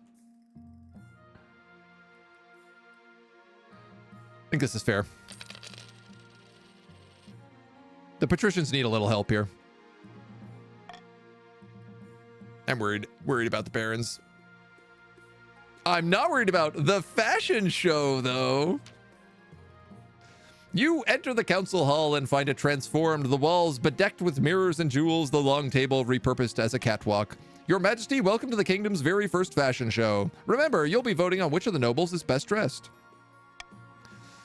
Countess Shira Jirajin sweeps down the catwalk imperiously, casting an icy glance in your direction. I like this, like, nice vampire fringe. The chokers are really back right now. A good cape that goes with it. The little accents of the inside of the cape in red along with the choker. It's a beautiful touch. You'll vote for me if you know what's good for you. I like the enthusiasm. Lord Patrician Scottish-born struts confidently down the catwalk, posing outrageously and blowing me a kiss. I'm fabulous, am I not? He's got a great mask, though the colors don't go particularly well with the rest of his outfit. I like his big mittens and this nice, like, sashed cape. Splendid. Stunning. Baron VM stamps down the catwalk with a face like thunder. Once he reaches the catwalk's end, he strikes a formidable pose, arms folded, legs apart. This is a total waste of time. He's got some nice furs, but he's not really dressed up. I was hoping for more, Baron VM. And of course, our last competitor is the king himself. Get up on that stage, Your Majesty. Sashay down the catwalk with as much style as I can muster. It's an authority test. Yes, absolutely. We spent a lot of time putting on our outfit. You pose and pout and pirouette like a pro. Successful. The nobles applaud until dust falls from the ceiling. Which fashionista has the best hair, outfit, and overall sense of style? Oh, how delightful.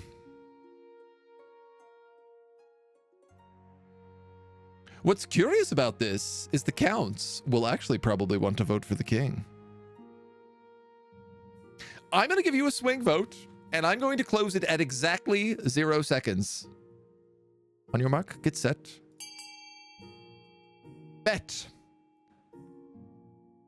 Defiance gets to drop, well, wealth gets to go up. There's good arguments for all of these, right? I think this is 750 wealth for like every single noble on the list as well. It's a fair bit of money. The counts could certainly afford to have some cash. 9 seconds, 8 seconds, 7 seconds. The barony just absolutely united in their front. All of the red barons voted for VM. The worst dressed character by far.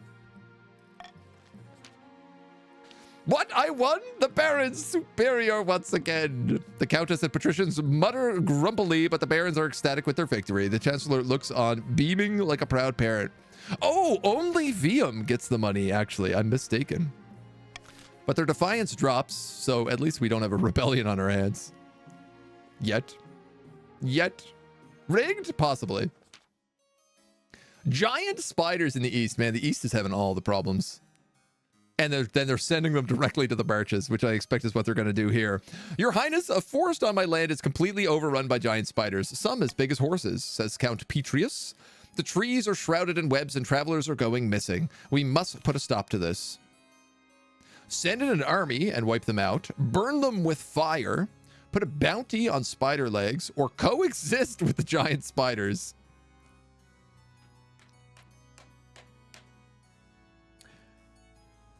I would like to make a proposal. A call for unity, if we would. To send in an army to wipe out the spiders in the counts. Remember that the counts are practitioners of the dark arts. And an army of giant spiders seems like just the kind of scheming that the counts would have to then take over somewhere else. By enforcing our military, we become stronger as a nation. May I have your votes at this time? A call for unity. Oh, well, the patricians just want to burn down the whole forest. I see how this is going. I probably maybe should have seen that coming. Considering how much the patricians really want to destroy the farming network. Yes. Yes, I could see that being quite a bit of a problem here. Very good. Very good. It's giant spiders, burn them with fire. I think you have your wish.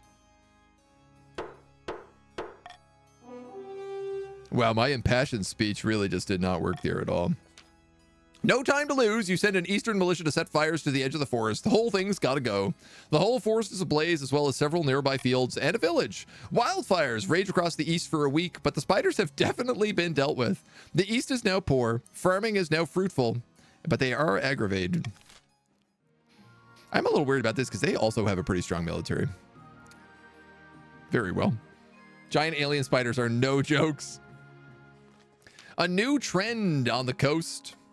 Lord Patrician Yimpish is here to see you, Your Majesty. He wants to sell you crabs. Of course he does. Now, the latest trend among the coast, Your Majesty, the patricians have started keeping a species of jeweled crab as a fashionable pet. The creatures are so rare that one can sell for as much as a mansion. Crab market. Very well, send him in. I know the price is steep, but I assure you, these crabs will only go up in value.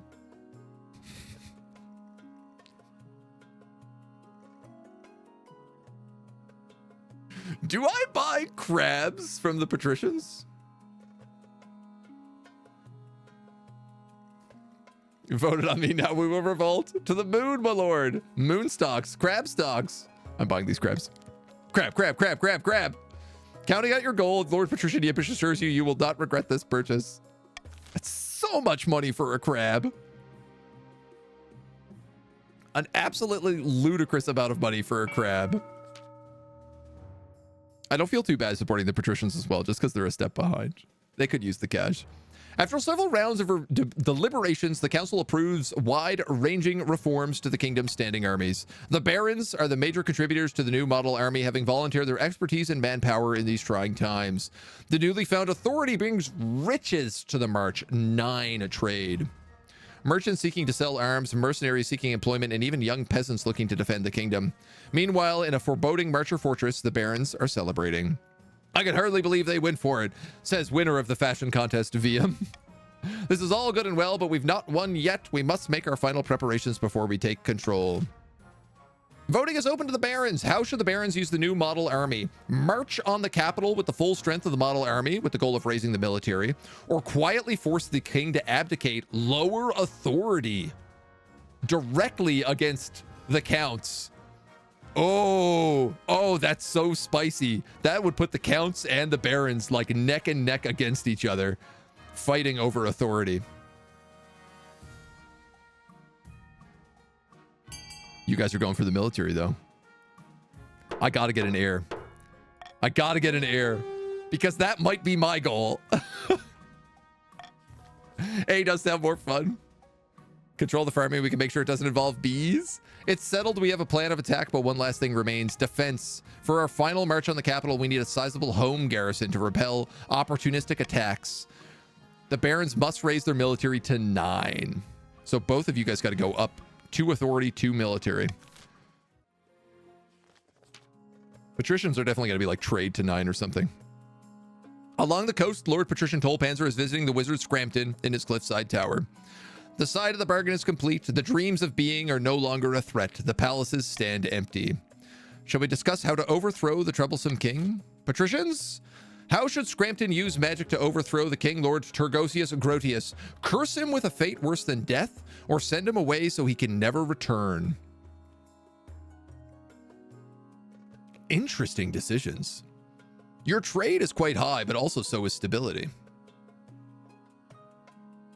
Stability does stop the barons from being able to cause a coup. And the counts. Actually, stability is a really good choice for you.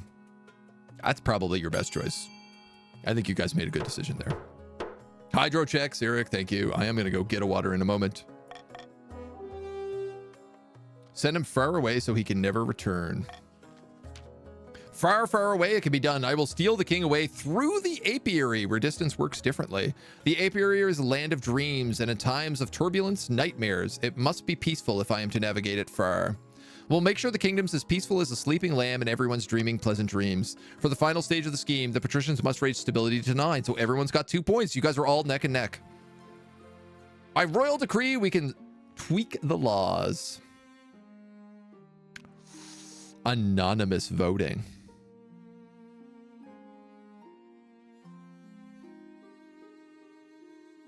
I like because it's also hidden from you.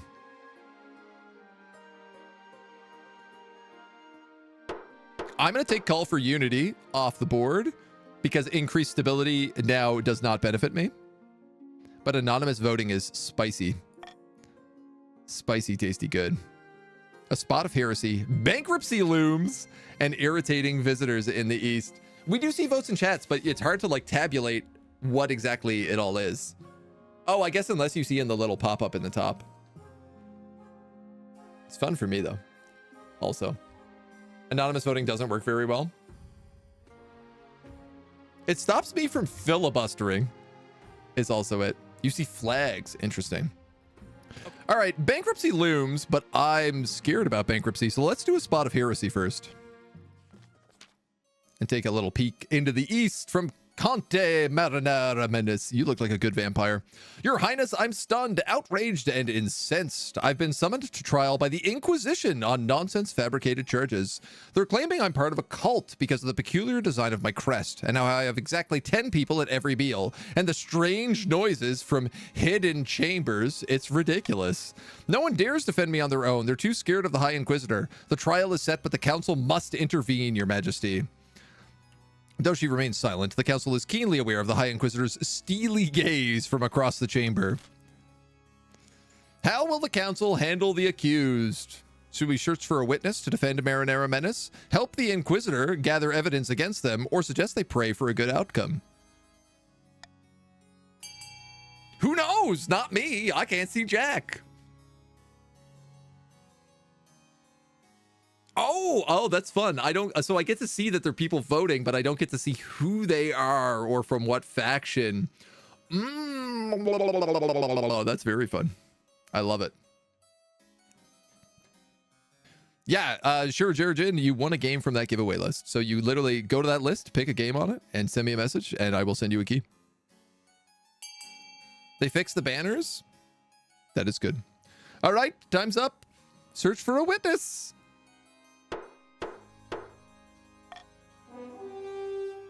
To defend Conte Marinara Menace. You distribute a proclamation amongst the counts asking for witness of his innocence. Count Yogan is lost. Eventually comes forward claiming to have known Marinara since childhood and that their devotion to the ninth god is second to none. The High Inquisitor finds little solid evidence that could work against the such enthusiastic testimony. Reluctantly, she drops the charges and pays compensation to Marinara Menace, who sends you a small gift in thanks. Marinara's wealth increase. Stability goes up to 8. And the treasury goes up to 1,000. Patricians. Are the patricians coming in for like the comeback kid right now? Trying to sneak the win at the last second? Congrats on the milestone. Thank you, Tycho. Great game of choice. I've never played it before, and I'm absolutely in love with this game right now. I actually can't wait to play another one. We're going to go long today. For sure. For sure. Absolutely love it. Premium Nobles. There's a player who bought King of the Castle. They can set their customizations, get access to special outfits, and appear more often in storylines. Ah, Conte Kleptomania. Dude, this is an incredible vampire outfit. Look at this. Look at this premium cosmetic here. Supporting the developers. Your Majesty, I simply can't stand it any longer. I need you to do something. Who peed in your porridge this morning? I have filthy peasants peeing in my porridge, all over my newly built observatory, interrogating scholars and wrecking all the expensive equipment. They've heard legends of buried treasure beneath the site. Total nonsense, of course. I'm obviously not a super wealthy noble with my sick outfit and my skull that I carry around everywhere. I need you to keep these greedy treasure grubbers off my land.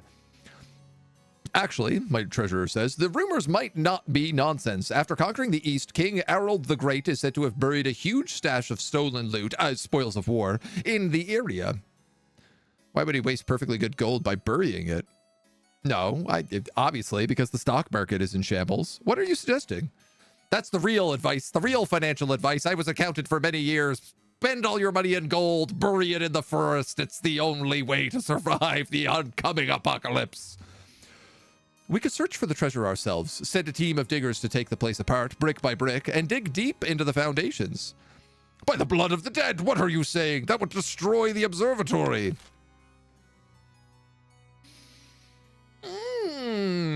Faith would go up, defiance would go up. Place sentries around the observatory, dropping defiance, or dig up a fake treasure hoard to pretend the gold has been found with the chance of increasing authority.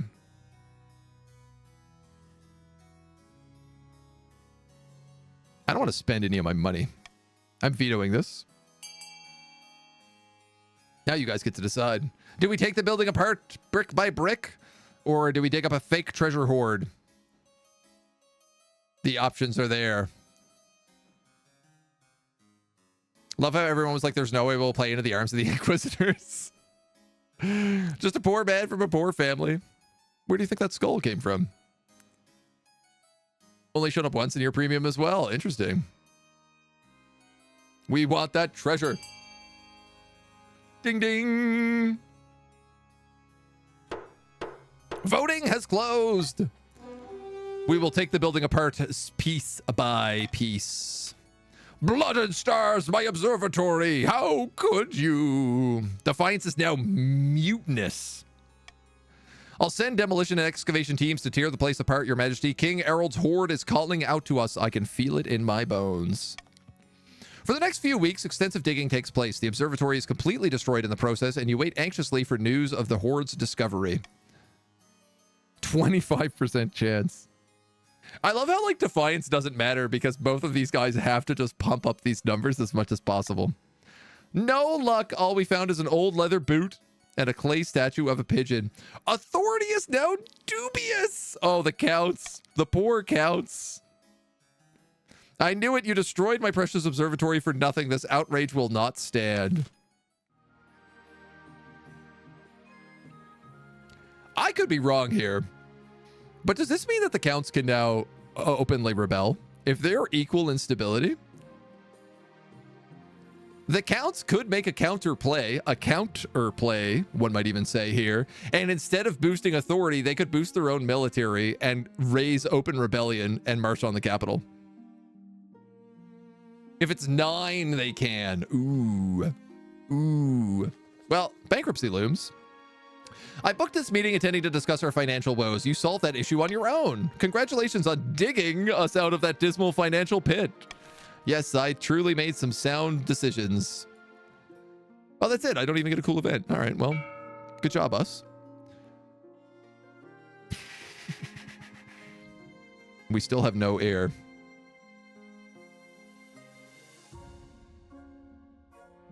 Kingdom authority to 7, stability to 9, military to 9.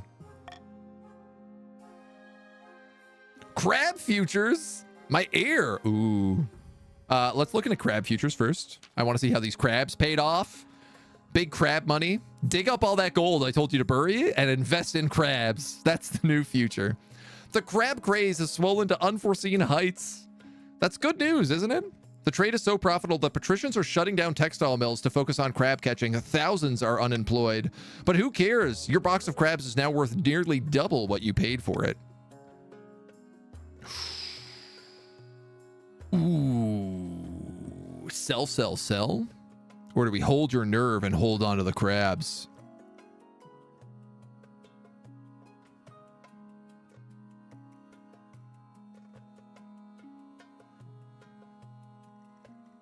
To the moon, my lord? Diamond hands? This is a hard decision to make. I could really use that money. They're going to lose trade no matter what I do. If I sell it or if I hold, it looks like their trade is going to drop. But it doesn't really matter if their trade drops. I think I got to take the money. I'm going to take the money. We're going to sell. We're going to cash out early. You sell your crabs for more than you paid. Turn to profit on the crab market. Achievement unlocked. The treasurer appears satisfied with your practicality. Meanwhile, industries collapse along the coast. Oops. Whoops. I needed money for my baby. Need money for the baby. The quest for the heir is finally complete. You stand behind the council holding a small child in your arms. Should I die, I ask that my crown be passed down to... The council hall is filled with nervous silence. My cousin and adopted son, my cousin and adopted daughter, or my cousin and adopted child. Let's roll the dice. The assumed nobles break out into polite applause, designating an heir. You cemented the stability of your kingdom. Uh-oh. Uh-oh. Uh-oh. Uh-oh. Uh-oh. Uh-oh. Uh-oh. We can still fix it. Maybe I'm the first to congratulate you on adopting an heir. What is their name? Lord Togosius Grotius II. Sure, Lord Togosius Grotius II will grow to be a chip off the old block. Congrats on finding an heir, and now you just need to fulfill your ambition to win the game. Expect a visit from the Spy Master soon. It better be real soon. My dudes, we must tank the stability of our nation. Your August Majesty, a blacksmith in the coast has come up with some sort of printing contraption. Look at this. This is a very nice outfit on Lord Hermelin here as well. Very bougie. Instead of relying on the painstaking effort of scribes, it produces 100 copies of texts an hour. Books, how boring. Remarkable, actually. Your August Majesty, isn't technology wonderful? Don't you see how dangerous this is? Books should stay in churches and universities, or else commoners will start getting ideas. Mango, that's a good point. We don't want, says my mod team rising up here to be like, whoa, I don't know that we want chat to know how to read. That could be dangerous. Allow printing presses to be used by the masses, tanking stability, tanking authority, increasing trade, and messing with defiance. Only the church may use printing presses. Only the university will make printing presses. This boosts stability, boosts farming, boosts trade, and tanks authority.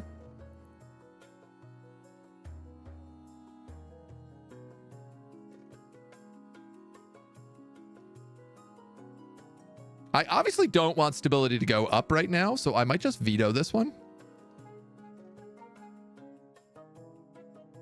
I am tempted to throw in something like swing votes or anonymous voting, though. I wish I could do multiple laws.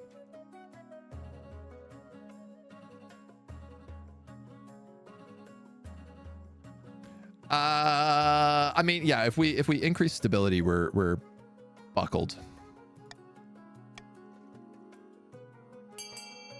So I'm gonna veto that. I gotta veto it. It's the only way. If you veto C, we need to pile on something else. This is true.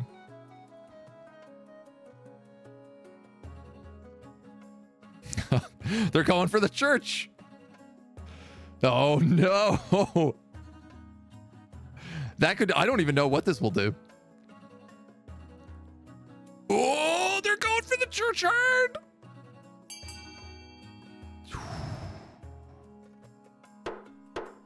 Voting is closed.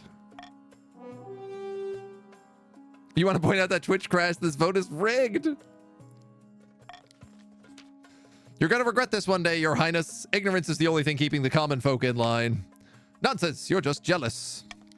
In the end, both are right. The March develops a thriving publishing industry, but just as more books and books printed, radical ideas start to tread. The March has a monopoly on trade. Ideas like maybe peasants deserves right, and should we have a king at all? Oh man, okay, if our authority drops anymore, I'm also dead. This is starting to get to be a very tricky balance. Why are the barons so rich? Yeah, the patricians are pretty rich too. I don't know how the barons got trade so well. From the bees and the trees, perhaps?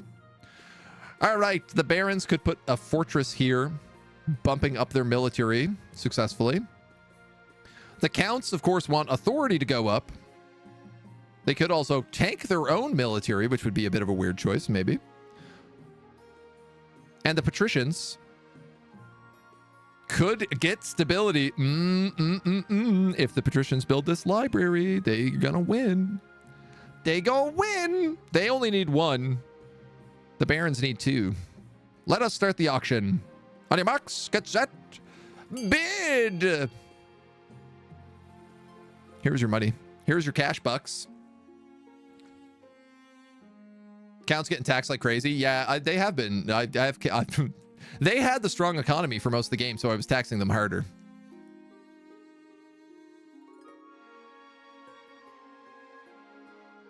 Got to get in there. Got to get them cash. Marinara and Dr. Sean sitting on big bank wallets. Same with Funky. We've got the fortress being funded at almost $4,000. Do we have $4,000 towards a monument? Perhaps. It's hard to say. There's a lot of money going towards it. The library is absolutely wildly funded right now. Dangerously funded. Looks like that fortress is going up as well. Oh, I really hope my win condition is like have X amount of military. Time's up. The library is built. Yimpish dunking in 1,800. Using that good money from the crab futures to build a library. And the Baron's building up another fortress. Mango with $1,000. No way to fund two things more than the library, yeah. We also need to help the counts far, far away. It's been a long day coming after a long week and a long year. Come to think of it, you're ready for bed. You have no idea where your wife is. You and Matilda slept in separate bedchambers now that you have an heir. After checking on little Lord Tergosius and Grodius the two, you settle into bed and you're asleep as soon as you close your eyes.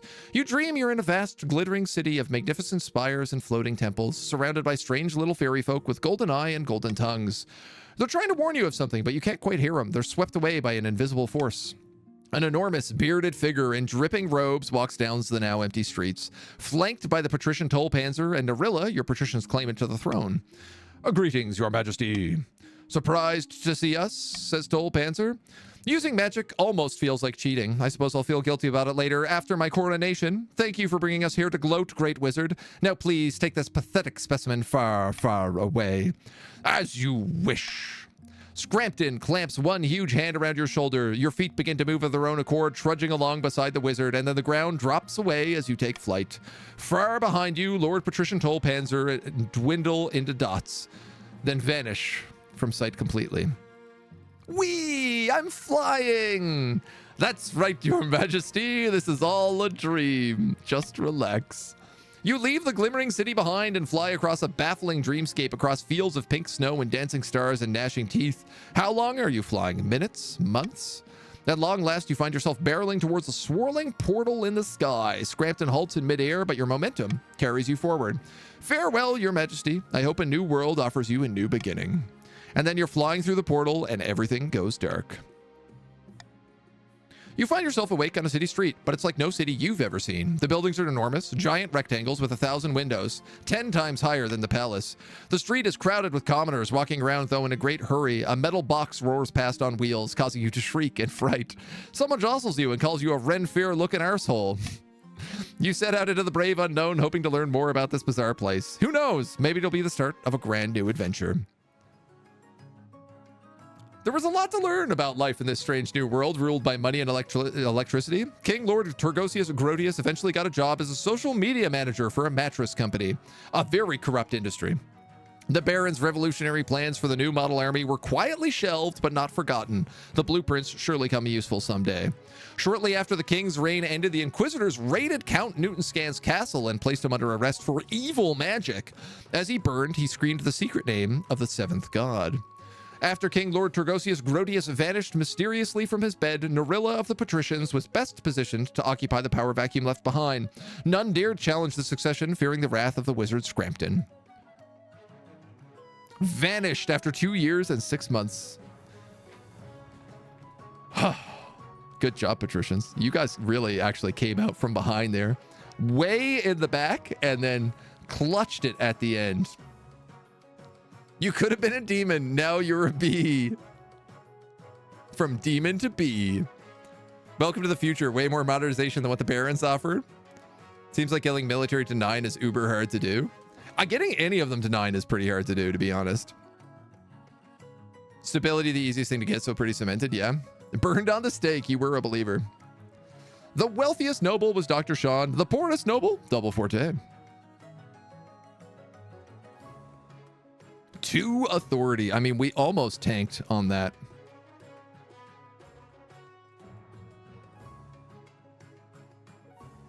I didn't even get my win condition. That's the worst part about this. I'm married into the counts, and the counts were like, we have no interest in you whatsoever. We don't want to bang. We don't want to give you a baby. Good luck. Rip. Rip. Continue your dynasty. You may now continue a game. Completed games will create new saves where you can continue the story of your dynasty. Your second game will include dynastic events which continue the story of previous events. Your nobles return to the previous regions and keep their wealth. Import, export save games for other players. Cool. I want to do another one. Do you guys want to continue the dynasty or do a new dynasty and end up in new houses?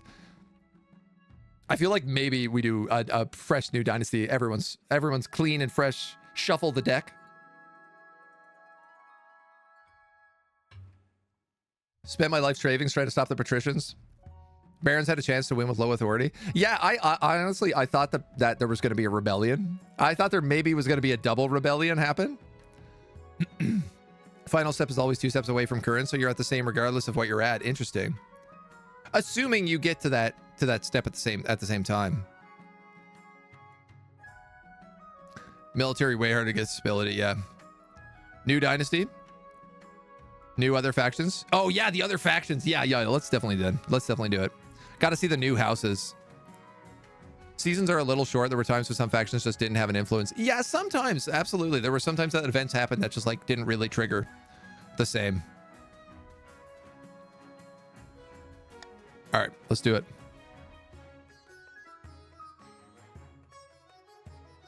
I feel like I got to make a new Monarch now, though. You know, if we're going to get a vibe on. He was a warrior king, that last guy. So I feel like let's get a little vibe like that. A little blood, perhaps. A better wizard's beard. Oh, yeah. Let's go. Let's go like the dark king. We'll spice him up a bit. With a big smile. He could be kind.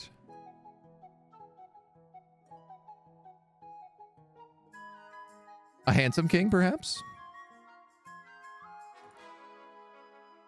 I want to know what these masks. Oh, I guess it's if you're playing as these guys, you get masks. And if you're playing as Northerners, you get war paint. Oh, that rules. Okay. I like that. Duh. What's up, dudes? Welcome to the kingdom. Yeah. Oh, yeah. No, let's spice him up a little differently then. I like this ridiculous looking face. The patricians won the last round, so I'm going to go with the green crown. Is what we're going to do. In honor of the patricians. Seasons would benefit from having at least one event for every faction plus 2 random. Yeah. I feel like this game would do really well with modding. Like modded events could work excellently. Norath, take it easy, my dude. Thank you for joining us today. I hope you've enjoyed it. We'll do another round of this. We'll see how she goes. Dip into a new one. Monarch's name, I think we'll go with Agentosius.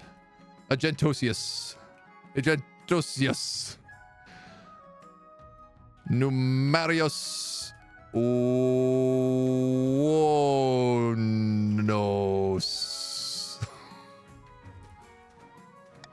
And we'll be a dude. So our kingdom begins. We'll do the chiefs of the north, the grandees of the south. Ooh. Chiefs are honorable warriors. The grandees are impassioned duelists. Part of me wants to do the barons again, so we have 3 military factions. Poll the last one. That's a good idea. Bony Day. Third region. Barons of the March, Counts of the East, or the Patricians of the Coast. 2 minutes. Take your poll. Take your poll. Like in the beginning, the patricians really didn't get anything to help them, and then later the event boosted them. That was a little sad, but I like the idea. Yeah. There is a mod which allows all 5 factions at the same time. Those runs are wild. Okay, cool. I love that. The old asymmetrical cape. I love it. It's a good look. Grab some food. Do it up. Do it up. Take your votes. Get your votes in. See what you want for the 3rd region.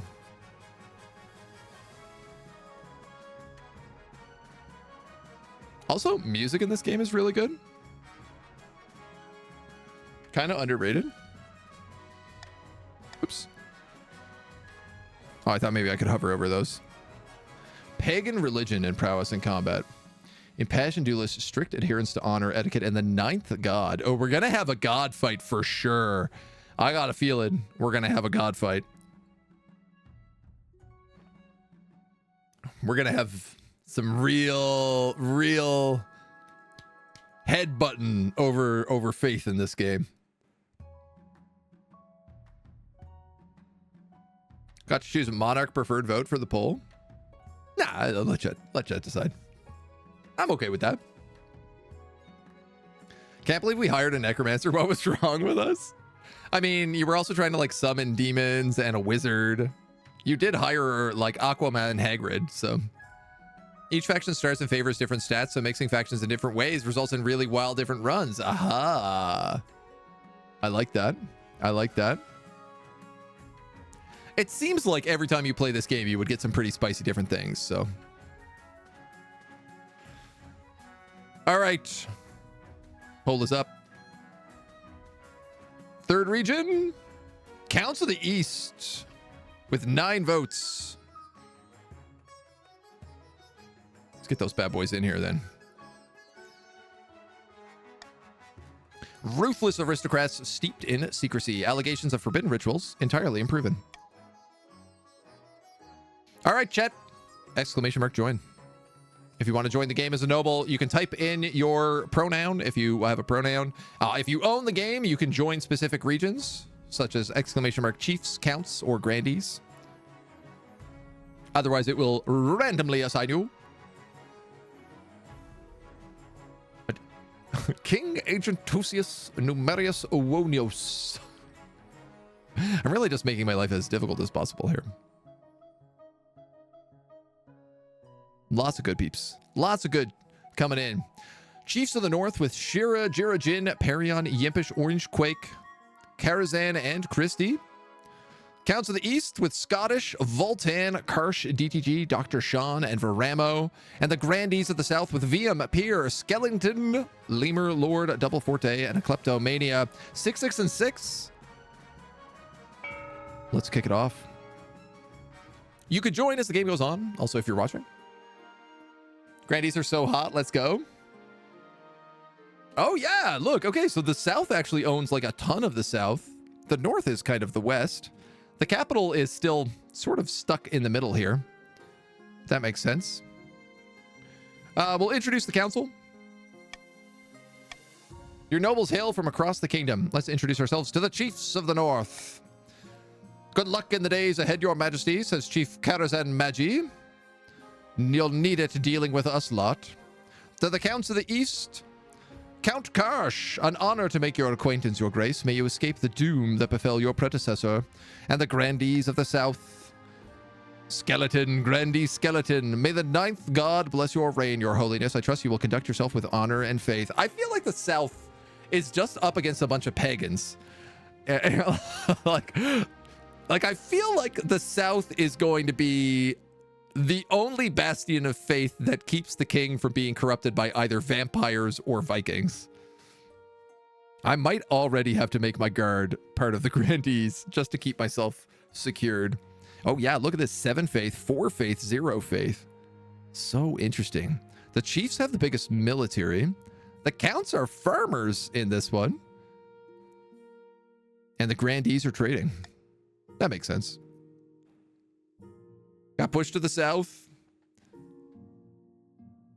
Chiefs have low stats compared to grandees. I thought all factions would have the same. I mean, they have a huge military, which is like, I would argue kind of important because it's a potential win condition with rebellions. Grandees also have the hottest elite cards.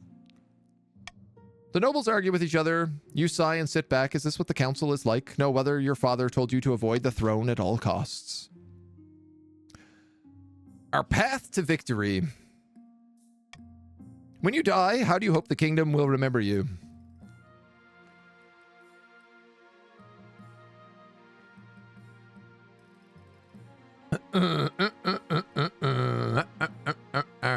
Great question.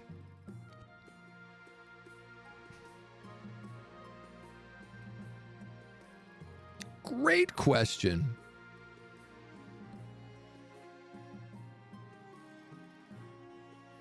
We were military last time, so I'm going to say not military. I look like a farmer.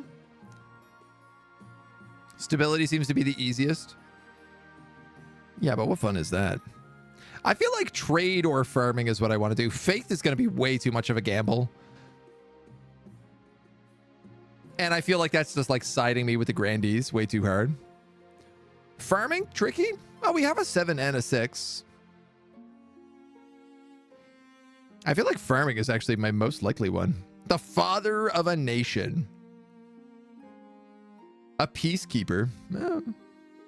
Trying to keep you guys from cutting each other's throats out. Feed the nation. Bring religion to the heathens. I mean, that is tempting. We have faith, just not in the God. True, true. Burn the crops. I feel like the Chiefs are, no matter what I do here, the Chiefs are going to be a problem for me. Like, I literally have, like, no matter what decision I go on here, the Chiefs are going to be an issue. I think I'm going to go as a Saint. Can you see the team list? Yeah, there's the noble list. So, it's the Saint or the farmer of the nation. Only faith I have is in my axe. All right, let's go farming. Father of the nation. Because if we build up this nation, maybe we can do more runs on it in the future as well. Interesting. Are you concerned for the welfare of the commoners or hoping for a favorable passage in the history books? I'm a man of the people. Last time I was not a man of the people. This time I am a man of the people. Focus on improving the kingdom's overall farming as much as possible. Once you have an heir, I will discuss your ambition. Okay, let's get coronated. Scheduled your coronation to take place in a week's time. Shouldn't I be giving the orders? Any delay would make the nobles restless. All right, well, what must I do? Council will decide what happens at your coronation. But it's my coronation. This isn't an absolute monarchy, Your Majesty. Everything has to be run past a council vote, even this. Shall I call the nobles in? A lavish parade with jugglers and fountains of wine. The commoners to swear a blood oath, throw the king into the river, or the nobles must put on a vast banquet for the king.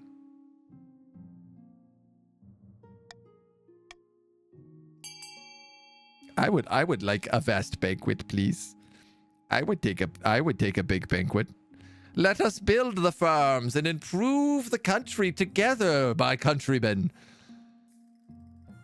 We do not need to waste our money on lavish parades or on fancy rivers or blood oaths. We simply need to feed the people. King's looking like he's high, goes for farming, gotta grow more weed. I mean, maybe that's what we're going for. Yes! Very good. I'm closing that voting. The nobles must put on a vast banquet for the king. Thank you, grandees and counts. I will remember your loyalty, chiefs. The nobles spare no expense, and the banquet table groans under the weight of it all. Whole roasted peacock, a boar's head stuffed with swan's tongue, an entire whale turning on a spit. That would be very crazy to see. Wealth is decreased. A meal fit for the king, which you now suppose you are. Makes sense. And I got you guys to pay for it all.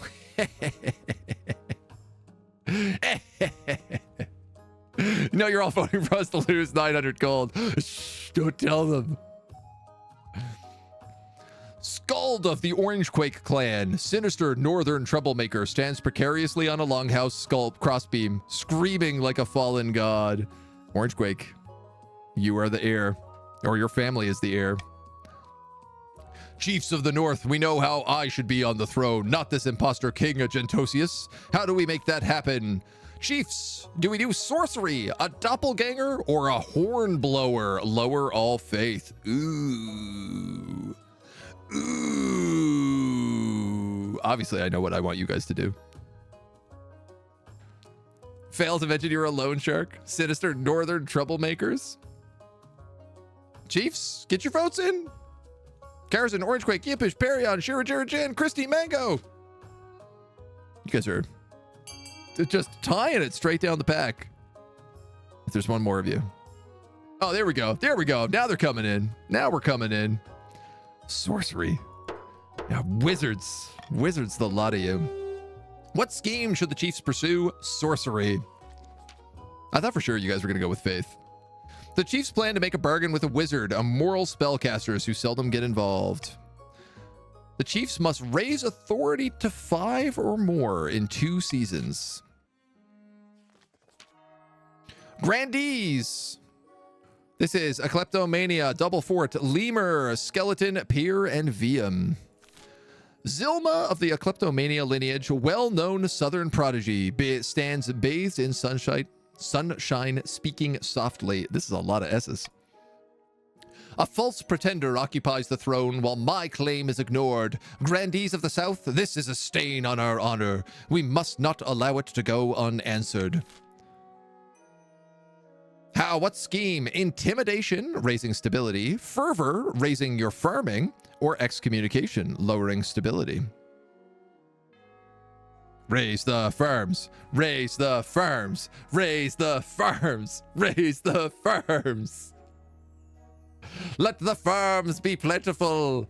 Let the bees grow. Wanted to go for faith, but it would be too easy. Oh, maybe. Yes! The Grandees truly back the throne. They don't realize it, but they are the only bastion we have.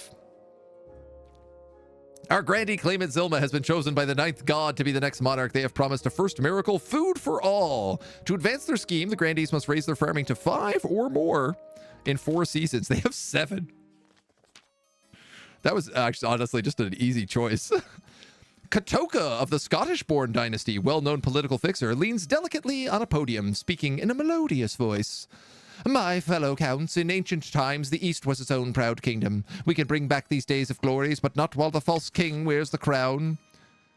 Do you want to go for Subterfuge, Uprising, or Ascension? This is Puckdrop, Veramo, Dr. Sean, DTG, Karsh, Voltan, and Scottish. Now is your chance to vote. What scheme should you pursue to overthrow the king? Bees, my lord. Doc Sean going for the Uprising. DTG with the Uprising for Ramo. Oh, you guys want money, honeys. Okay. Man, I feel like I should have went with the Faith win here. I could have maybe secretly gotten it. Goal to raise the treasury. The counts plan to incite a peasant uprising to overthrow the king before swooping in to steal the throne. To advance their scheme, the counts must raise the treasury to 2,000 or more in 2 seasons. Time to spend money on farms. Zilma, a distant cousin.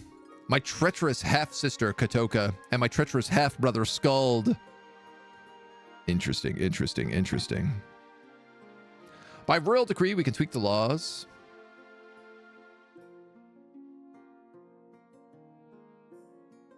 Gain +1 authority, so I probably don't want that.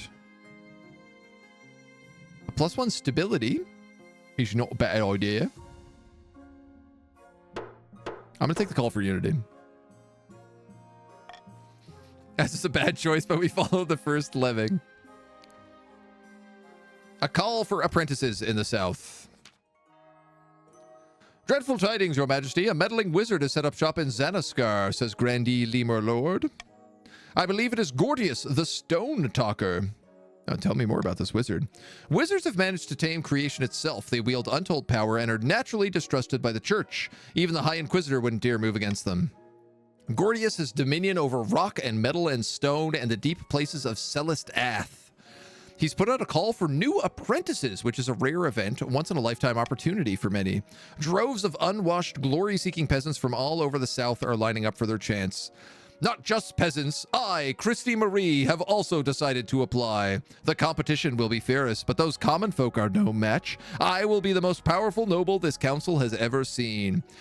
Aren't you guys trying to hire wizards? I don't like the look of this. This is 2 wizards working for the chiefs? You couldn't put your clothes on if it wasn't for your servants' help. We can't let this go ahead. Not only is it heresy, it presents a clear and dangerous conflict of interests. How? Wizards answer only to themselves. The power is unmatched such that entire kingdoms cannot stand against them. Even an apprentice on the council would be disastrous. Chief Kirsty Marie could use magic to interfere with votes, or you for that matter. Let's assemble the council. Should Chief Kirsty Marie be allowed to apprentice under the wizard Gordius in the south? Require she forfeits her noble title in order to become an apprentice. Forbid her from traveling, or allow her to become the apprentice.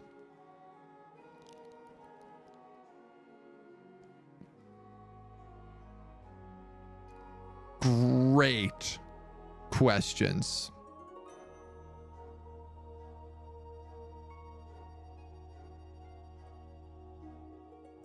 Great question. More money. I bet that sounds like the kind of thing a count would say. I don't have a preference in this, so I'm going to just call for unity, because why not? And let you guys decide. Counts obviously might want money. The chiefs probably want Christy Marie to become an apprentice. I imagine the grandees probably don't want her to become an apprentice. It's a bit split. Yeah, this could go any number of ways. There's benefits all across the board here. There's certainly no unity in it. Oh my God. All right. Chief Christy Marie is allowed to become an apprentice wizard. You didn't get to be a princess. You can at least become a wizard. By all that's holy, how will she keep up her noble duties if she's spending all her time in the south with this wizard? Stability goes up. Defiance is aloof, loyal. Well, that's good. At least the chiefs are loyal with that military. What if, Ninth Preservist, she actually passes her apprenticeship? There's never been a wizard on the council before. Well, you never know. It might liven things up. You've nothing to fear from me, Your Highness. I'll always have the kingdom's interests at heart, even as a wizard. She sets off immediately on her journey south. Gordius's presence in Xanaskar attracts all sorts of visitors. His latent magic starts to wilt crops. This wizard's got to go. I had a feeling. A stone wizard? I didn't trust it. In the east, we have some missing nobles. Grandee Peer, Your Highness, a number of grandees have gone missing in the east. They traveled to Count Voltan's castle to negotiate a trade agreement, but they should have returned weeks ago. Voltan, what are you up to? The missing grandees never made it to my land. They most likely got lost. The east is dangerous. Who's gone missing? Skeleton, Double Fort, and a kleptomania, all from the south. Just north of my estate lies the Mold Patter Forest. To the west, the Twilight Lakeland, and to the south, Alarian's Haunt. I like to live remotely. Does wonders for the soul.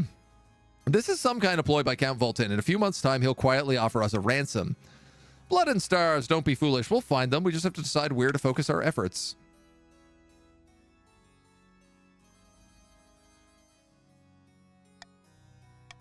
I'm going to veto the execution here. And you guys can decide where we're going. Tasty Grandee vintage. Ah, that blood is just so rich. Baked in the sun. The chiefs just staying out of this vote.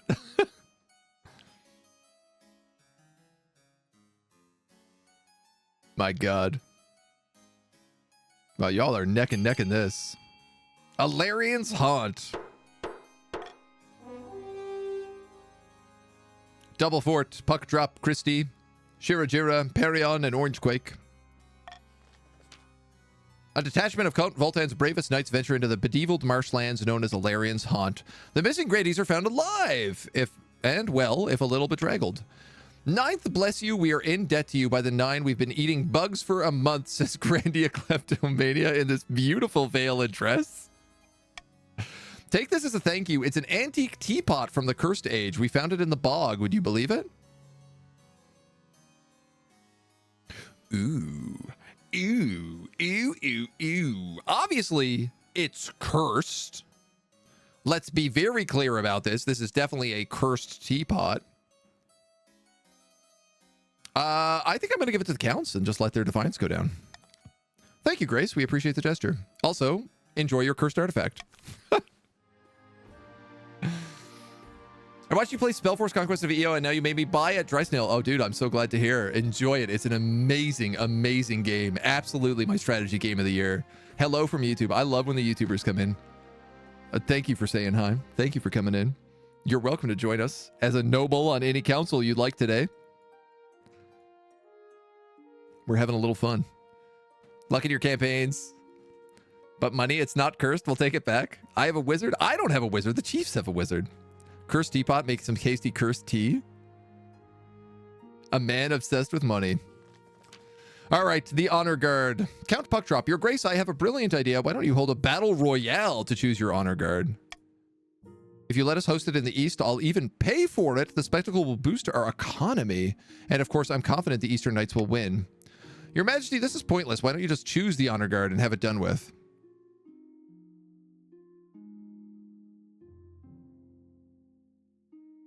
I lose money? No, they lose money. Puckdrop has extra money here right now.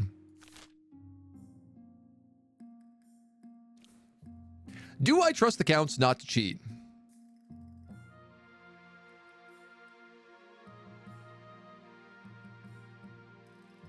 It's a bold question.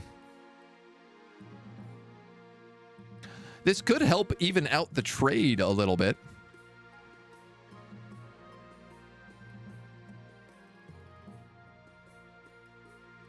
But they also want me to have money. So maybe I should spend some. Lose money for hosting. They lose money for hosting it, yeah. Put them in Fortnite. Battle Royale is a good option. We could do a less violent contest. Let's hold the Battle Royale. How delightful! A week later, you receive word of the Battle Royale is due to begin. Held on the battlements of Count Puckdrop's castle, you travel down to the spectacle along with a horde of murder fans. Welcome, one and all. Today's competitors are Northern Warrior Heroes, Eastern Knights of the Order of the Drowned Rose, and the Grandees Battle Nuns from the Sisterhood of Steel. I'm going to support the Battle Nuns because obviously that sounds hilarious. I think our Eastern Knights will surprise you. 40% chance. The bell rings, the Battle Nuns leap for... Okay, they look amazing. They are full plate Battle Nuns. The sword flashing, the Northern Warrior blocks it with a battle axe, grunting with the effort. The Northern Warrior scarcely has time to catch his breath before the Eastern Knight is also upon him, raising her voice in song. Sparks fly as blades clash. The three fighters dart back and forth almost too fast for your eye to follow. Once, twice, a blade finds its mark, blood sprays, and finally, someone stands victorious. The Southern Battle Nuns, her head bowed, standing as still as a statue, her opponents dead at her feet. The challenge successful. Blood and stars, they must have cheated, or we got unlucky. Regardless, you have the honor guard you wanted. Ah, and the Chiefs got some authority out of that too. So far, you're all passing your schemes, and I don't like that. But it's auction time. A cathedral for faith, a monument for authority, a deer park to kill the farming. Don't you dare. Or to kill their own trade. Interesting. At least 5. Ah, I see. An aqueduct to increase farming for the grandees. I would love to see that be done. And a grand bazaar for trade. You basically all have $700 except for Puck Drop, who hosted a tournament. You don't understand the auction?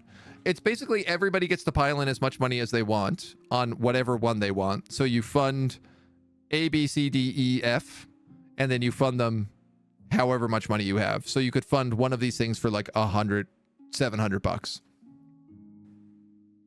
And that's about it. Counts could lower farming against the king. That is true. Though the grandees will want to increase farming. And for sure, the chiefs are going to want to increase authority right now. Let's start.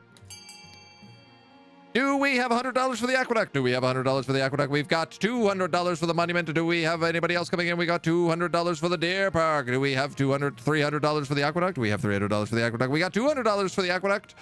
We've got $200 for the deer park, and the monument's been kicked out. We've got $450 for the deer park. The deer park is coming in with $450. They're really trying to just sap the farming of our land. These terrible blighters. And they're also sapping the trade. What is going on in the counts? The eastern counts? Everybody is funding money to just absolutely buckle them. We got money coming in for the aqueduct. Good money coming in for the aqueduct. The grandees want that aqueduct. That increases farming for the grandees. It's something they want. Lots of money going into that farm in the deer park. Counts trying to sap the farming. The monument is coming up, grandees. You better start putting your money where your mouth is, because if you don't get that aqueduct funded, I don't know, you might not get that farming up enough. You're gonna need that farming if you want to pass. You gotta get that aqueduct going. God damn. That's not good for me. You funded the monument and you funded the deer park. 1900 and 1300. You're all pretty broke. Counts, I don't think, funded anything. Oh, my farming.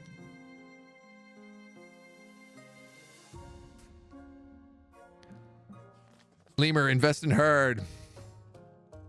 What do you miss? We've picked an honor guard. We have the Southern Honor Guard, won a battle royale in the East. They dropped into Candy Town and Chug Jugs, and now they came in first. Other than that, our farming dropped a little bit. Our authority went up. Everybody is set to pass at the end of this season right now. Your Grandis, I'm stunned, outraged, and incensed. I've been summoned to trial by the Inquisition, says Chief Shirajirajin, on some nonsense fabricated charge. A group of church missionaries went missing near my lands. The weather's cold. Anything could have happened. No one dares defend me. They're too scared of the High Inquisitor. The council is keenly aware of their steely gaze from across the room. Do we want to search for a witness to defend the chief? Help the Inquisitor gather evidence against Shirajirajin? Or suggest she pray for a good outcome?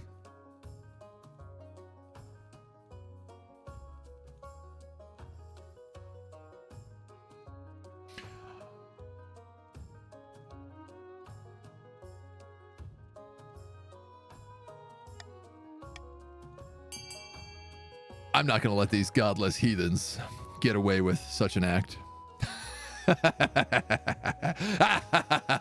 You can pray to your own gods, godless heathens, while we pray to ours. Grandy's hanging out for 2 turns while everyone else advances. Dare they infringe on our religious freedoms? We want to be free from your religion. You're anti-Inquisition now?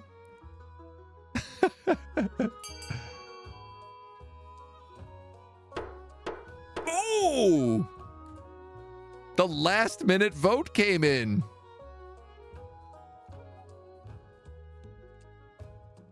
You want to watch us burn and ravage your lands? Got you. I tell you what, it's tied. I'll give you 50-50. The council suggests she prays.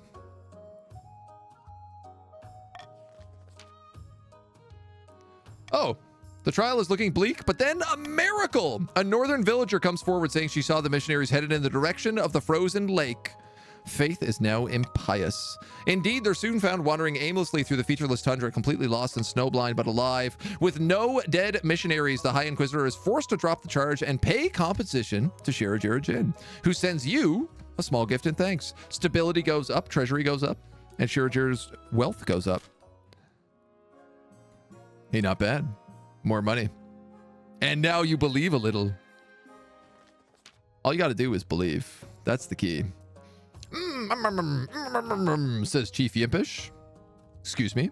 Nothing is wrong. Absolutely nothing is wrong in the north. Really? Because it looks like you've swallowed a wasp. Things must have changed. Or this calls for a celebratory glass of wine, I think.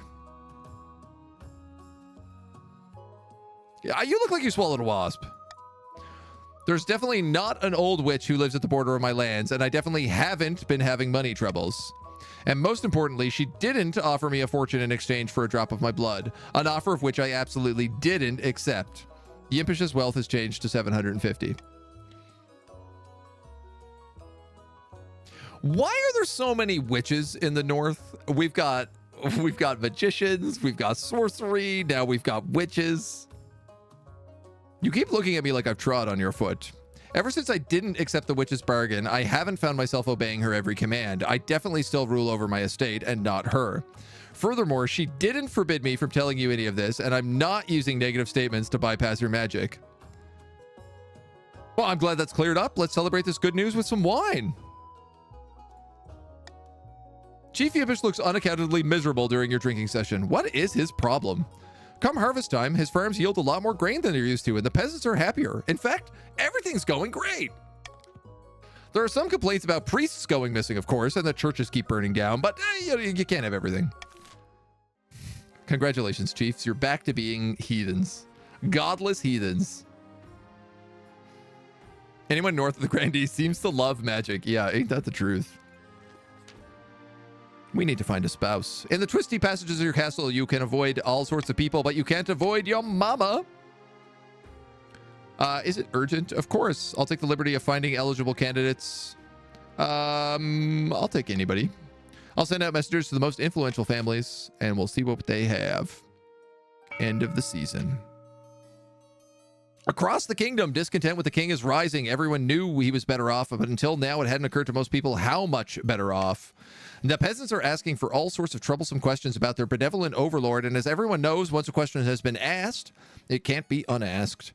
Perched atop a hill in the eastern remote wilderness, there sits a dark, austere castle. At the top of the tallest tower, Count DTG and his co-conspirators can be found celebrating with a few glasses of wine. The peasants are getting rowdy, and it's all thanks to us. Now they know how much wealth the king is hiding. They're itching to get rid of him. We don't want them too riled up, mind you, or they'll start asking questions about our own wealth as well, says Count Veramo. Yes, it's time to incite some real chaos. Show them that King Agentosius is not only greedy, he's utterly incompetent. The Count must lower stability to 4. Uh-oh. I don't like that.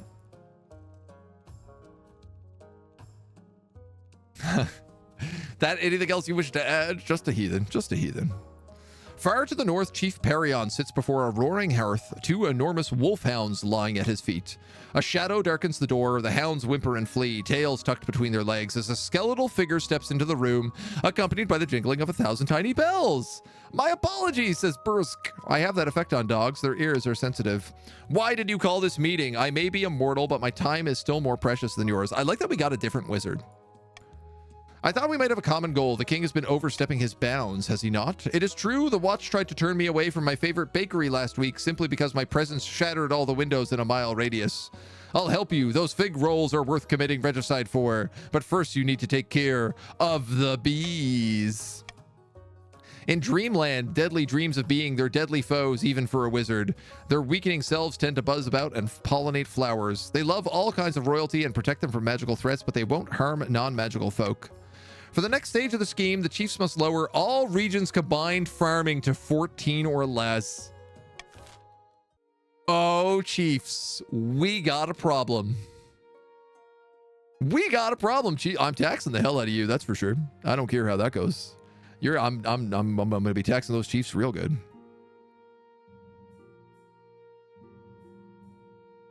The grandees want farming. The counts want to kill my stability. How's money right now? Grandy's got money in the bank.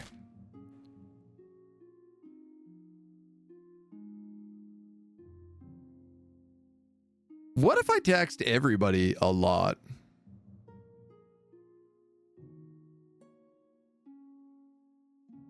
You could bribe us. We have no economy. I mean, your defiance is already very low. Give the counts a bribe. No, I don't think I will. I'm actually going to give the grandees just common tax.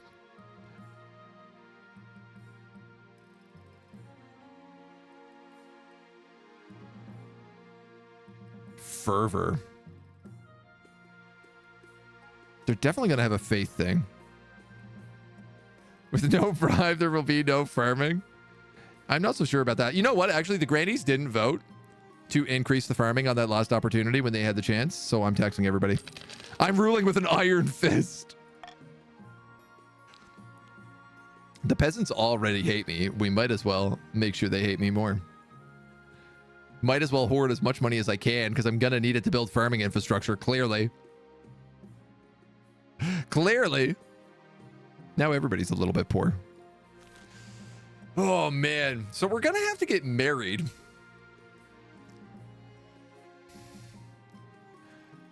I'm concerned about this. I'm concerned about the chiefs right now. Because if they are trying to tank farming, I'm not going to let them do that. And so the other option is that they're probably going to rebel against me. Like, part of me is like, they might just go for military at this point. I might have to appease the chiefs with a political marriage. Hard to say. Getting so many channel points. What happens if we fund the protest on the region auctions and not fund anything? God, I don't know. That's a good question. Yeah, if you don't fund anything at all. Just absolutely refuse. Now, how much we have to tank it? 14. 5 points. I am gravely worried about what the Chiefs are capable of doing. Chiefs are so far from getting that no farming objective. Yeah. Yeah, but they also have a military of 7.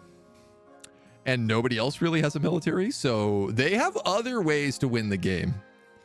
Military of 5, if we drop security and stability. Hey, overlay tells you our objective, lower all regions to 14. Yeah, trying to lower everyone's farming across the board. Adding all farming points together. Yeah, yeah. All right. Cast out.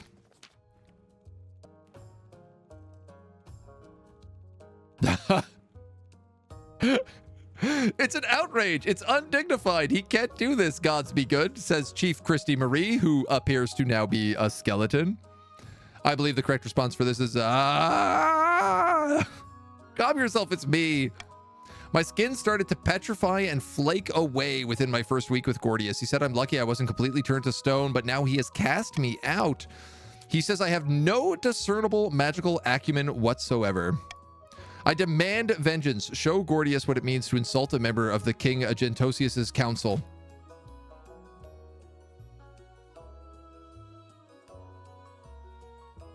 Arrest Gordius for skeletonization? A skeleton cannot be a chief?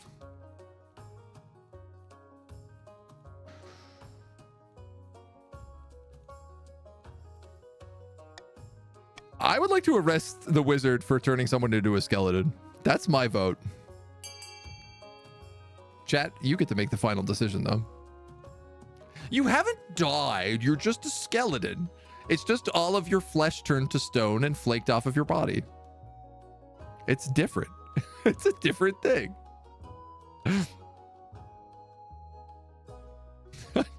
Bunch of you are like, nah, I don't have any problem with her being a skeleton. I see no issue with this. We could just stand on by. I do love the thought of also just like pumping up my treasury even more. Voting has been closed. 7 nobles and the Monarch has voted to arrest Gordius for skeletonization.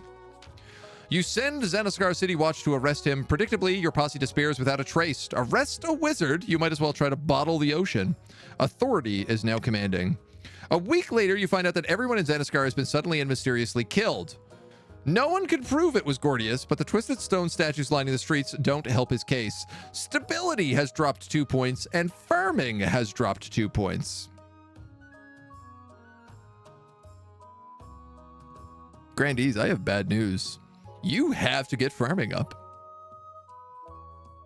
You're still on your first objective. You fool! Why would you anger him like this? All over some measly chief insulted by her own inadequacy. Defiance has gone up to 5! Not long after, Christy kicks the bucket anyway. Apparently proximity to his magic was the only thing keeping her from falling apart. Christy Marie II has joined the council. Well, I think I can safely say that all of the worst things I could have possibly imagined being an outcome to that all happened at the same time. Subsequently, one after the other for the other. Woof. Oh, that's a rough one. All right, let's take a proposition here. I have an idea the best since parchment. An expedition to Chur. Sounds churlish. Chur, who's that? The vastness of Chur, the great unexplored and untamed continent far across the eastern sea. Chur.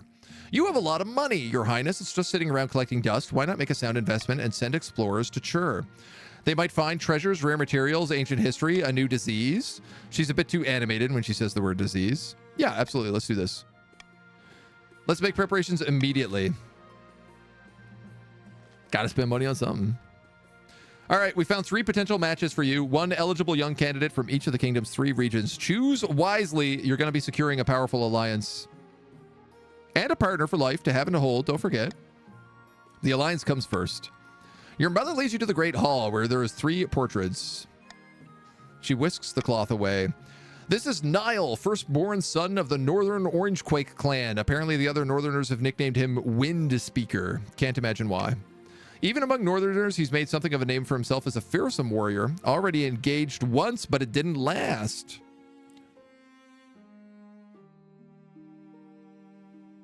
I can see the appeal, I suppose. Lorelei, the eldest daughter of the Eastern Newtonscan dynasty, had a hell of a time getting her to smile. She had a laboratory installed in her castle and spends most of her time there conducting bizarre experiments obsessed with the family's legacy. Okay, an intriguing candidate. And from the south, Fabian, the eldest son of Vium's lineage. He's reputed to have the ego the size of the sun, but there's nothing wrong with confidence. He's a savvy businessman who has had success in the spice trade. He's also been involved in several high-profile affairs over the years. Major scandals. Okay.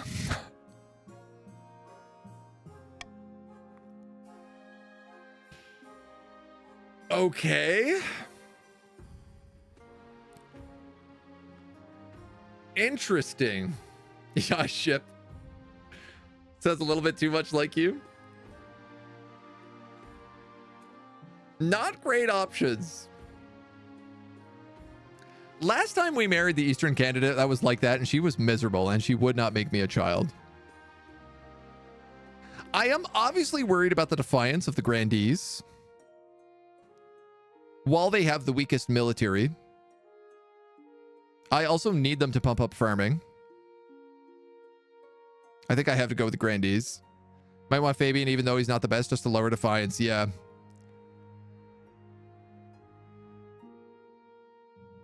I could marry the chiefs. But if I marry the chiefs, they're basically not going to go for military, and they are going to go after my farming.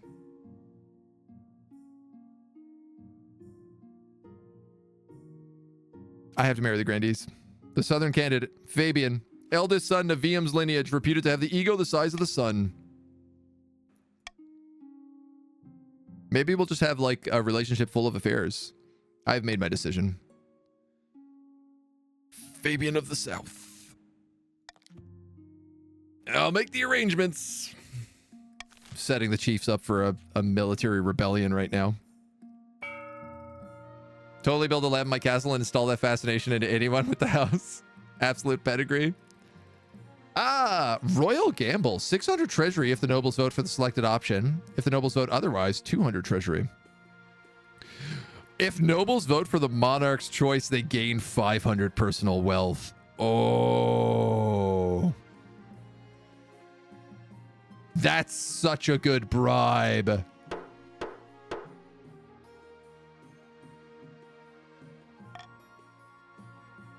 I gotta take that.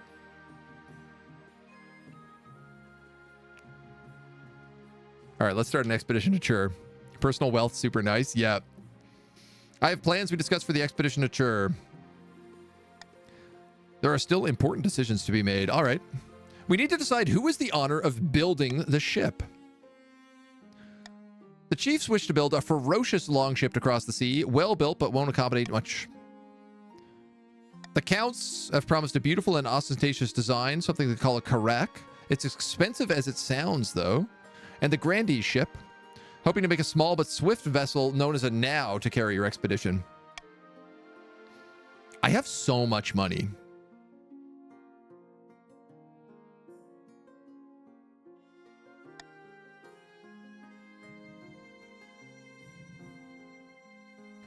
Ooh, I can also fix Defiance. Yeah, because you stole all the money. Yeah, I certainly did. I will see this beautiful carrack of the Counts. Next, we must decide who will crew the ship. Each of them comes at a price. Experienced trade ship captains and their crews would be ideal, but won't be free. There are those in the Navy who are equally experienced, but enlisting them will reduce our naval strength. You can also levy amateur peasant crews or use prisoners, but I don't know how much you could trust them.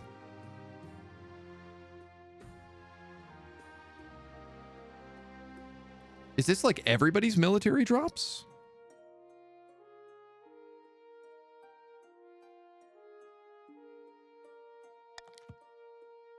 Just the Counts. Interesting. There's one more thing, Your Majesty. The ship will be large enough to house additional expedition members or store extra cargo you wish to send across the sea. There's room on boat to fit 2 options. Oh my god, so many. This is amazing. What would the scholars bring? Quail University would be interested in whatever we can find and sure.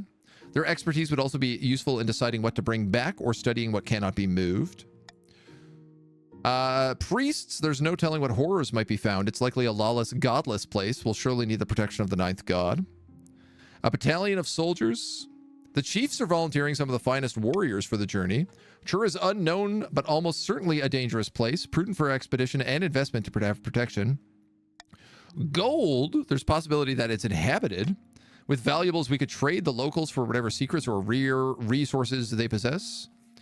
Horse stalls, to bring horses, of course. It's a large place, larger than Eleurusia and Ithos combined. Your expedition will benefit from moving quickly. What shall we take, Mona?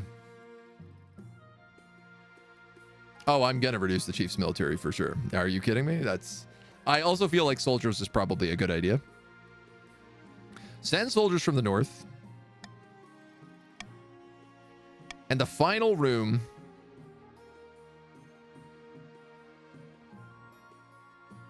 I don't feel like priests are a good idea. Do you, Mona?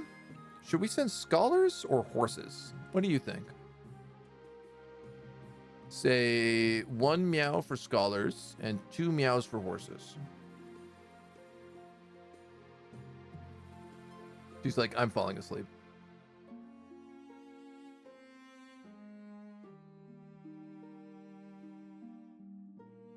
What a lazy Mona. Both cats visiting us today, though. That's very nice. You guys know it's a special day. Hi. Don't fall over. Gold, so we'll not have to liberate it with our new ship. It's interesting. Like, soldiers obviously would move very far on horses. We could conquer a lot of land, potentially. I guess. I like the idea of sending scholars because if they study the plants there and bring them back, they might be able to get us farming. So I think I'm going to go with the scholars. The ship is completed in record time. The counts are eager to impress. You see from the harbor by the end of their season. The crew are eager. The ship looks sturdy. You can only hope they bring back something worth the investment. My God. Nobles of the council, tensions are running high, but the kingdom itself is stable. Perhaps it's time we forgot our past troubles and come together as friends. Christy Marie II, no longer a skeleton. We could exchange gifts, hold a friendly competition, a fashion show, or perhaps a game of riddles.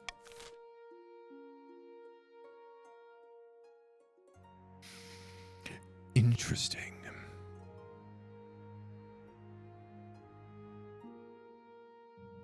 Chat, this is on you. It's how you guys want to reconcile.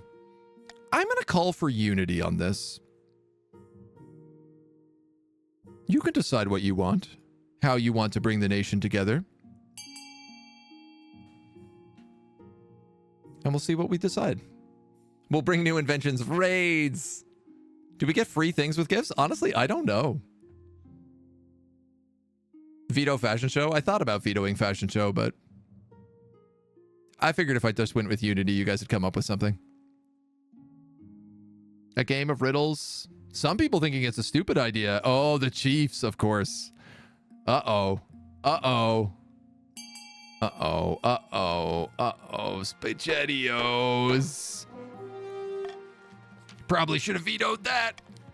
The nobles of the council glare daggers at you. Each others. Far from easing tensions, the chancellor's suggestion has only inflamed them further.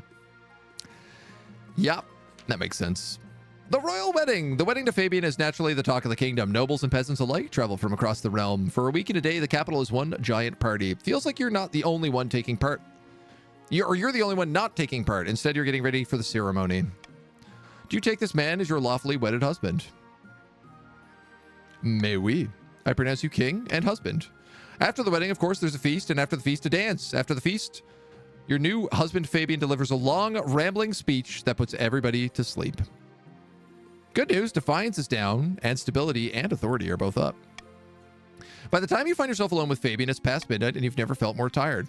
A wonderful occasion, a shame the tradition demand we marry in St. Bertrand's Cathedral. I can assure you the temples down in the south are much grander.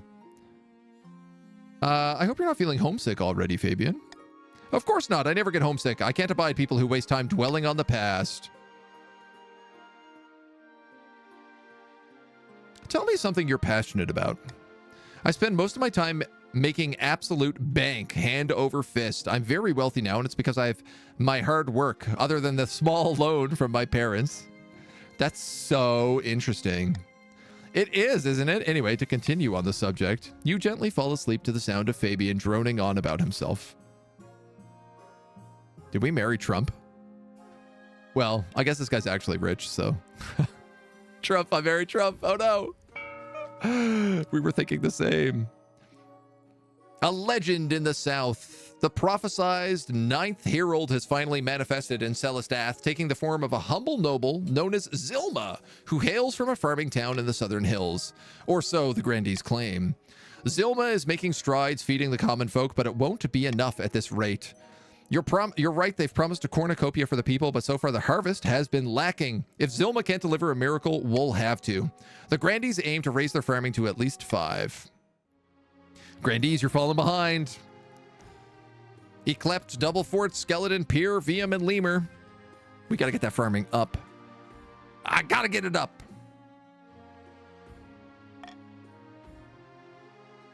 Lest the schemes occur. Swan trouble. All right, let's do a helping hand. Smallest faction is often the most active faction. Agentosius, I had something I wanted to ask of you, says Fabian. What can I do? As you surely know, I run a very successful textile mill home in the south, but the current laws are a little restrictive for my trade. Lots of tariffs and regulations, you know how it is. I was hoping you could push for some changes in the council, eliminate some of the working regulations for southern textile mills. You want me to give the south preferential treatment? I think it's only fair. The other regions just can't compete with us in the textile trade anyway. I'll assemble the council.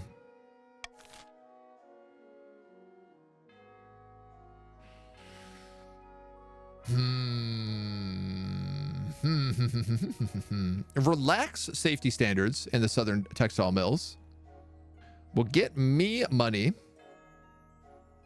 increase trade, and increase defiance. Probably in the chiefs and the counts.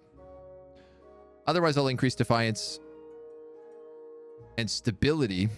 If we strengthen safety standards in the southern textile mills, that'll increase defiance with the grandees. or we do nothing.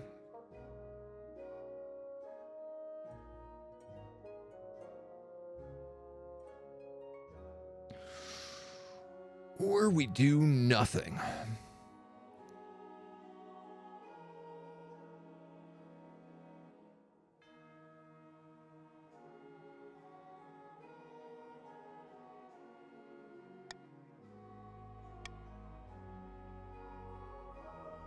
That should make things interesting. Because I can see two of these groups very much wanting one or the other. It ends up with the Chiefs kind of having the play. Can't just talk like that about the king's new husband, even if you're probably right. He wants child labor for sure? Oh, no.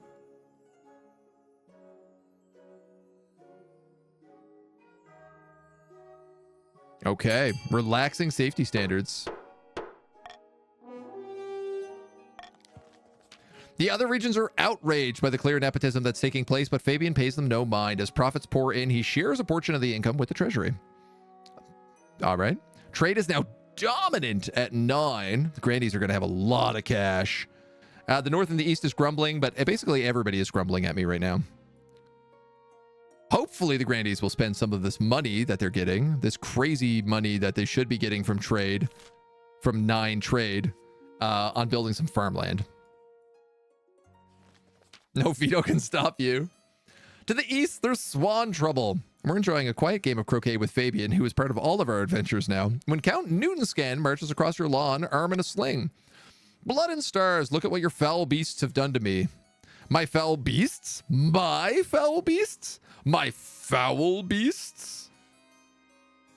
I like the third one. Yes, your majesty, don't pretend there's anything fair about those creatures. By the 9th, Count Newtonscan, spit it out. What's happened to you? I was having a lovely stroll in the new deer park. Yes, I remember the deer park, when I was ambushed by a feathery white spawn of the 7th god. Broke my arm with one blow from its wing. As king, you own every swan in the kingdom. You're responsible for this injury, and I demand justice. Technically, he's right. I do own all the swans in the kingdom, your majesty. There's been a law at least 100 years. But I'm not sure this means you're responsible for the actions of the swans. Of course it does, you buffoon. Don't call my counselor a buffoon. Cash heals all wounds. I could give a lot of money to Newton. I could execute the offending swan. It would boost trade. Remove swans from the king's ownership. Lower my authority. Increase trade, increase farming.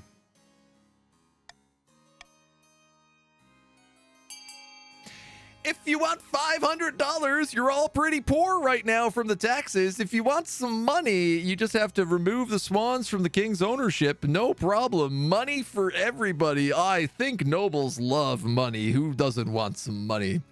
Anyone who votes for this gets money. It doesn't even matter if it wins. You just get money just for voting for it. It's a crazy good deal. Who could say no? I'm ending that vote because you guys keep voting A and I want the farming. I got scared. I got real scared there. You almost toppled that. You're right, your highness. If you can't keep the kingdom's swans under control, we'll take them away. With their royal protection removed, a booming trade begins in the eastern swan rearing. Swan tongues are eaten for breakfast, lunch, and dinner. Farming is now rampant. Poor chiefs. I like how that also didn't really benefit the Grandees, because they need farming in their location. Swans rampant, good heraldry. Your Majesty, you've been hearing disturbing rumblings from the university. They've been eating partridge again. What manner of rumblings? They want more money, I suppose? I fear it may be more serious than that. There are rumors of secret meetings and late-night gatherings.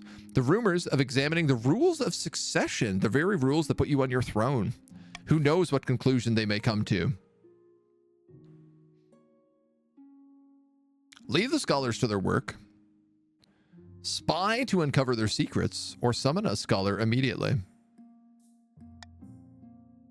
If you all vote for the same thing, then the counts suffer. Let it be known. A call for unity.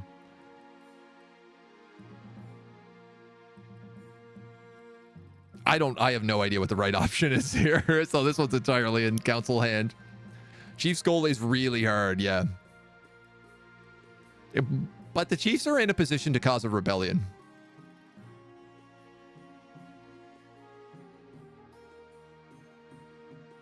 Which has got me a little bit worried. Yeah. The scholars to their work, they're harmless. The scholars of Quail University are left to their secretive work. Rumors grow that the king's legitimacy is in question. Authority drops by 1. It's auction time. The Chiefs could build a deer park, or the Chiefs could build a military fortress, which would make them a much bigger threat. The Counts can try to drop stability by building a prison. And of course, the Grandees. You need this farming to achieve literally goal 1. So, Grandees, you got to get this aqueduct built. I'm telling you that right now. You got more money than anybody else if you put it together. Grandees, you got to get that aqueduct going. The auction's going to start in 3, 2, 1. Bing. Let it go. We've got money going into the fortress. We've got the Chiefs funding the fortress. We've got the Grandees funding the aqueduct down to the south. We got 2,100 for the aqueduct. We've got 1,500 for the fortress. Are the Counts coming in with the prison? Do we have 2,000 for the prison? We've got 1,750 for the prison, but we've got 2,000 up for the fortress. They've taken the lead. The prison's coming in with 2,050. The Chiefs no longer having enough funding to get the fortress built. We're going to need extra money for that fortress if they need extra money for that fortress. Do we have 2,100 for a fortress? Do we have 2,100 for a fortress? Do we have 2,100 for a fortress? You have no money to help with. The Chiefs are not a very rich function. We've got 2,500 for the fortress. We've got 2,100 for the aqueduct. Are they going to secure the aqueduct in time? Is the prison going to sneak out at the last second? What? Aqueduct, Grandees, you got to put some money in that aqueduct. You got 7 seconds, Grandees. You need a lot of money in that aqueduct. You need to get at least $500 in that aqueduct, $600, $700 in that aqueduct. My God, you slept on the aqueduct again. God damn it. Oh, the 2 worst ones. Grandees sleeping with their cash in the piggy bank. Oh, I guess they get to keep their cash if they don't auction. Oh my goodness, Grandees. We've got a poor harvest in the south. It was a good battle. Dreadful tidings, Your Holiness. We've suffered an extremely poor harvest in the south. Unseasonably bad weather. Farming has dropped by 2. What can we do about it? Even a king can't control the weather. Alas, it's going to be a tough winter. Grandees. Grandees. Why would we even try? I mean, if you had built that aqueduct, you probably would have been able to water your crops and that wouldn't have happened. This came in. This is not a new season. This is the end of the last season. Half in mind to give to the aqueduct. Rough for a first scheme. I mean, they've had 2 chances to build this aqueduct and they have not, and both of them would have succeeded them. Your marriage to Fabian has grown strong and steady, like an old castle wall. Though it began as political arrangement, it's blossomed into something like love. Love for Mona here. High time you thought about having a baby. The royal wedding was a magnificent affair. I'm very happy, thank you. Your happiness isn't as important as fulfilling your duty to the kingdom, but I'm glad you found a way to have both. You've done well so far, but something is missing. A baby. We need someone young whose loyalty is assured. A child would do the trick, even if they're a bastard or the youngest of many cousins. Can I have a baby with my husband? The traditional method.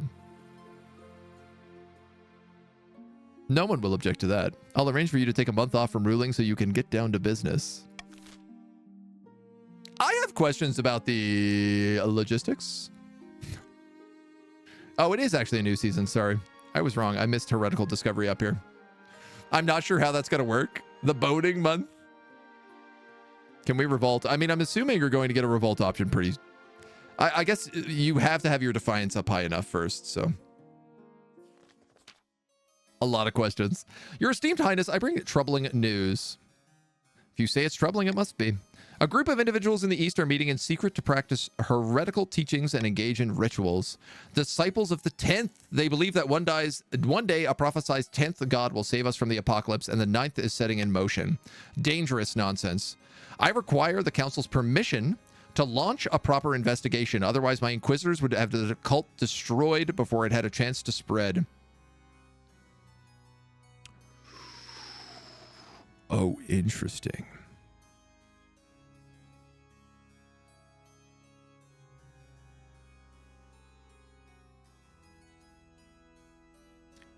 Interesting.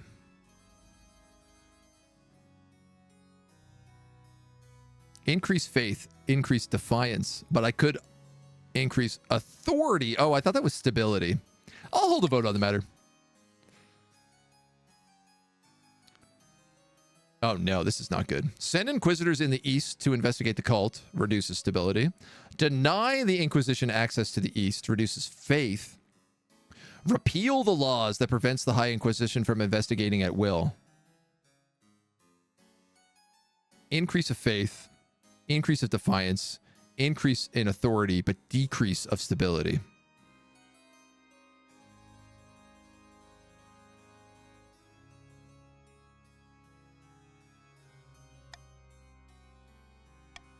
I'm going to veto that.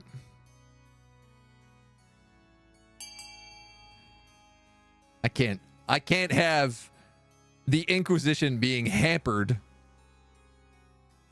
while we have a godless group of chiefs meddling with magic in the West.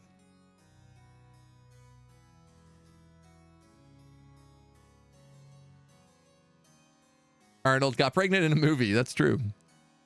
Higher stability for the third one. B could have won if not for that veto. Yeah, I think so. I don't love giving the counts the stability drop. I gotta tell you that, but...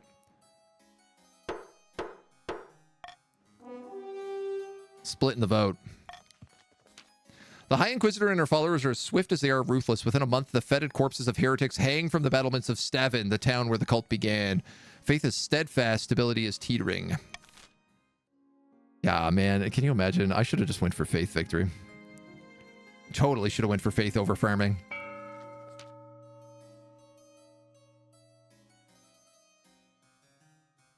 Rough with only like 3 of the Grandies voting at any given time. Well, hopefully we'll get more Grandies pop in after as well.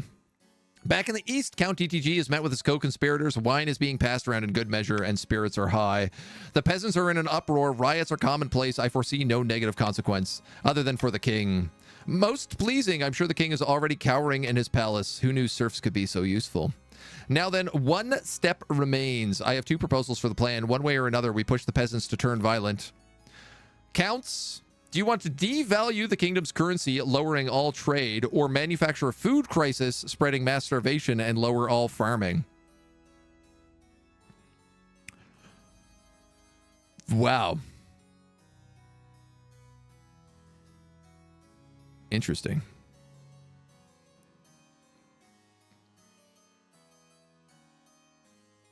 Interesting.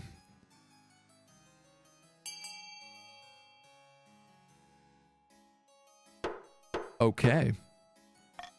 Okay. Diabolical. You might even call it evil. When you think about it, everyone will be better off with Katoka on the throne. With this final push, we ensure the king has more than just a few angry peasants. And once the fighting starts, I'll be right there ready to step in and negotiate.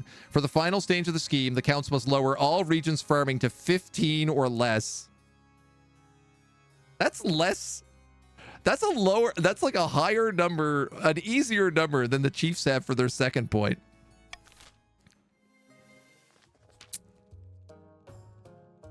Up in the north, Chief Perion and the Wizard Brisk are enjoying a great feast together. Glassware has been carefully replaced with ceramic.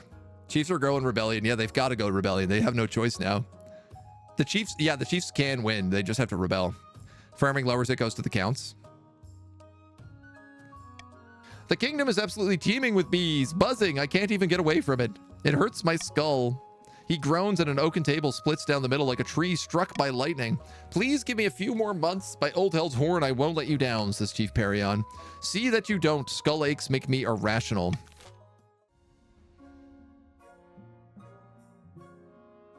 The Counts discover a rich new vein of copper ore, making 500 bucks. Wow, they got the trade bonus over the Grandees. Grandees, I'm giving you a bribe.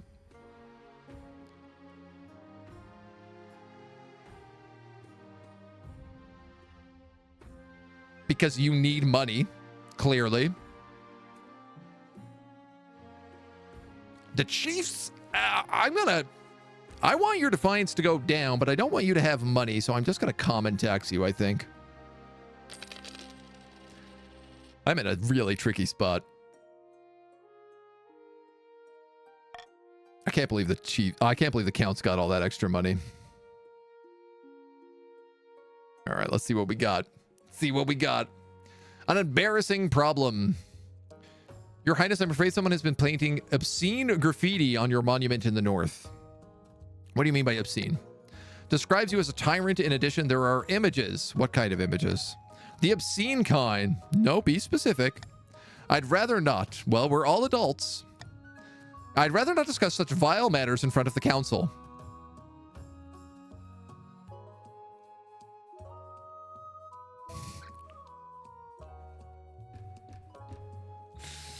Yeah, this would increase the Chief's defiance, which is the last thing I'm allowed to do right now. I'm gonna not press the matter. I assumed it's been washed off by now. Every time we remove the images, they appear again the next day. We need to track down the perpetrator. You can call the council to gather. Some of the nobles whisper behind their hands. Chief Karazhan Magi was right. Brutally crack down on locals until the perpetrator is found. Send the watch to investigate without drawing attention. Offer a reward for the perpetrator's capture, or this is nothing to worry about.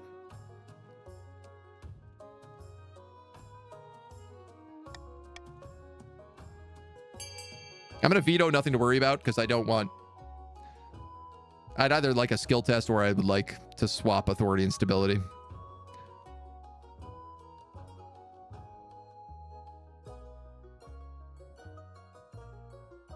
For the record, the Chiefs want A. Everybody else doesn't want A. Well, I guess I probably should have told you all to just vote together. Hey, chat, are we bad people? Well, you all voted for this. The soldiers storm the village, shouting and kicking people until they get the answer they're looking for. Stability is now down to 3, but authority's at 6. The culprit is a local artist protesting your recent refusal to become their patron. Your refusal was totally justified, other than certain parts of the anatomy, which are bizarrely detailed. Their artwork is slapdash and sloppy. The artist is thrown into your dungeons to think about what he's done. He'll hopefully practice drawing more wholesome parts of the body. Your over-the-top reaction has made you even more enemies. Stability drops to 2, defiance to 4. That gets to 0, we lose. Let's go with a growing crowd. Chiefs can't use low stability without low authority. Yeah. People are something is definitely happening at the university. People are amassing outside the library of old law. People in the university. This is surely witchcraft. It may be, or worse, they may be getting educated. The law is too precious to leave to scholars or the people, surely.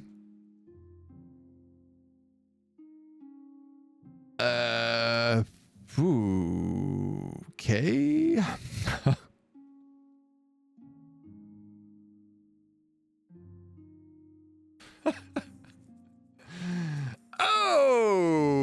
Okay.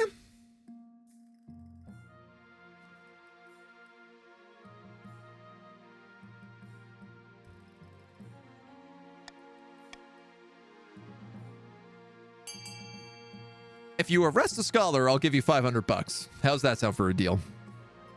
How's that sound for you? Golden choice, get the perps on our side.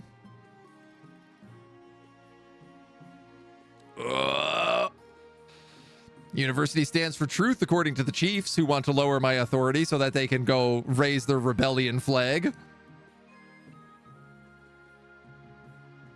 Truly nuts that you're just going to tank stability. If stability tanks all the way, everybody loses. Is my understanding. The council agrees that nothing is to be done about the potentially seditious activity of the scholars. Over the next few months, the Library of Old Law becomes nexus for revolutionary rhetoric. People talk openly about your legitimacy. If authority goes down anymore, the chiefs can raise the flag in rebellion.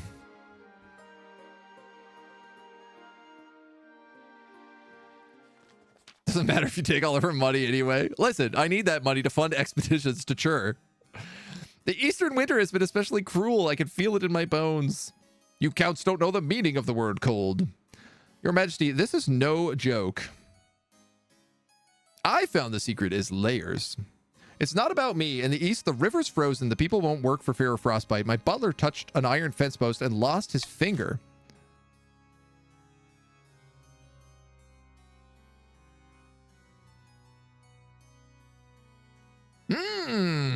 We could send northern troops to clear the snow and ice. This would demilitarize the chiefs, probably. We could also kill all of my money. And it would also help lower the defiance of the counts. Also, you know, grandees, it would increase the farming. And we kind of have the money for it. I'm going to call for unity. Whatever you guys decide, I hope you all decide it together.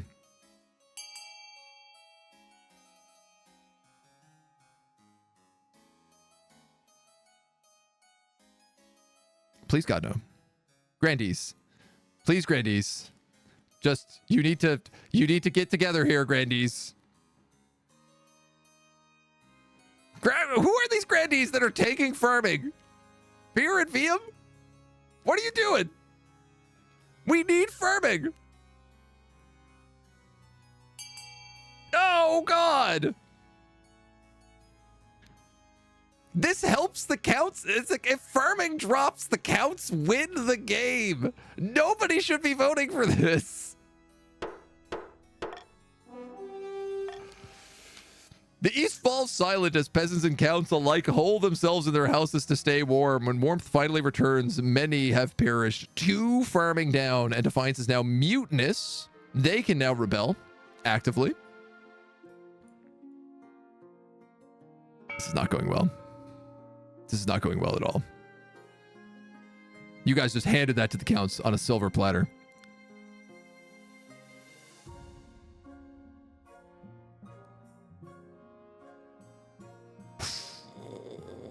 +1 authority.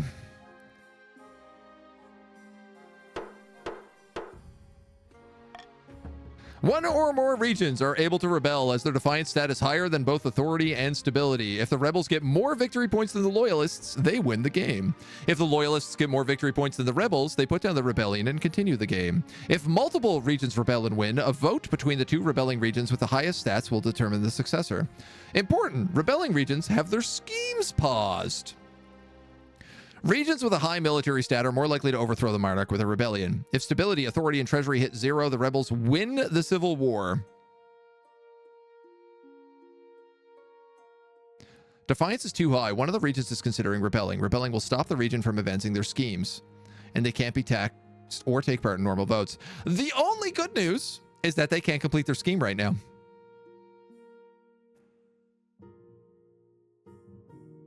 Their scheme is paused while this rebellion happens.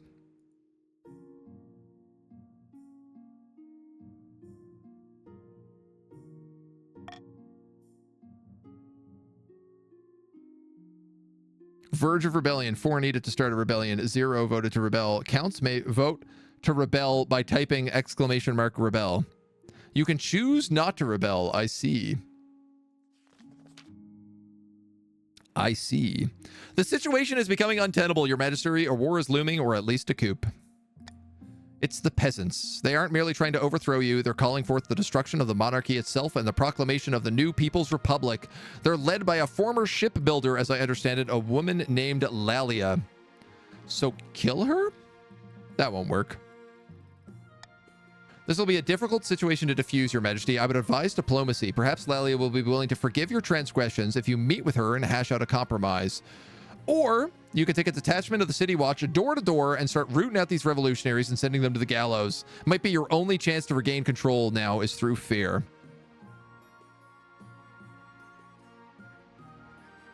I have a lot of faith, but I also have a lot of money. What if we offer them bribes directly from the treasury?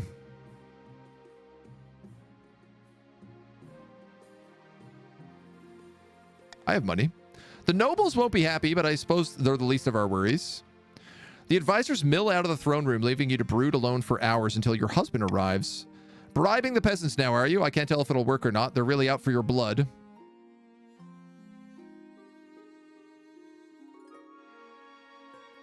I don't suppose you have a better idea. No, I'm just glad to be here with my hubby. My hubby. Whatever happens, we'll get through it, my love. Days pass in a blur. The rumbles of discontent spread like tremors. Even from inside the walls of your palace, the earth seems to shake with the power of promised change. Time drags on like a hot rake until the treasurer hurries into the throne room, lifting her skirt for added speed. It's no use, your highness. Even a cold hard gold wasn't enough to convince the peasants to step down. What kind of soulless monsters are we dealing with? If we can't bribe our enemies, what can we do? Probably a bad idea to kill them all, but why not? Get it done. More days pass, precious time trickles away. You feel the walls of your palace closing in. When the marshal finally returns to meet you, it's on the gurney. It's just outside the front gates. She's lifeless. The red of her cape mixed with the blood stains splattered across her chest piece. Not all of it is hers. One of your battle nuns grabs you fiercely by the shoulders and jerks you in the direction of the front gates, prompting you to look up. As your eyes flit away from the dead woman, you see them, a mob of peasants, no, an army, armed with only pitchforks, but swords and spears and clad in patchwork armor. They're amassing outside the gates. This is no mere riot, but an insurrection.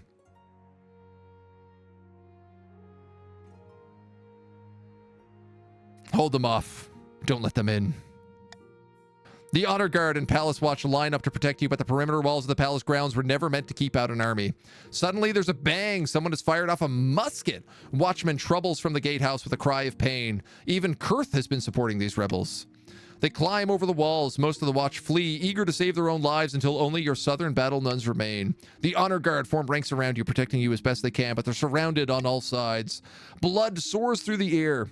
You cover your ears, but the war cries and death throes are impossible to block out. When everything comes to a quiet, your honor guard lay dead.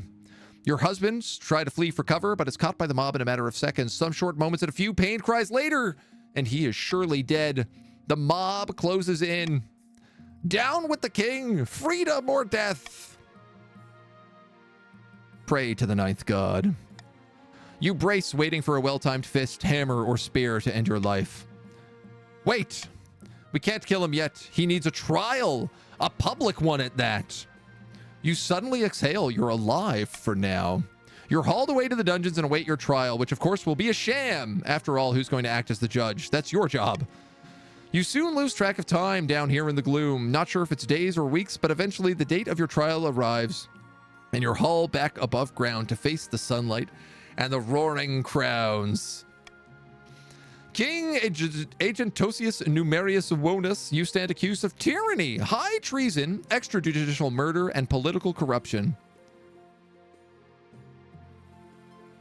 All right, well, I definitely didn't do that third one. How do you plead? Innocent.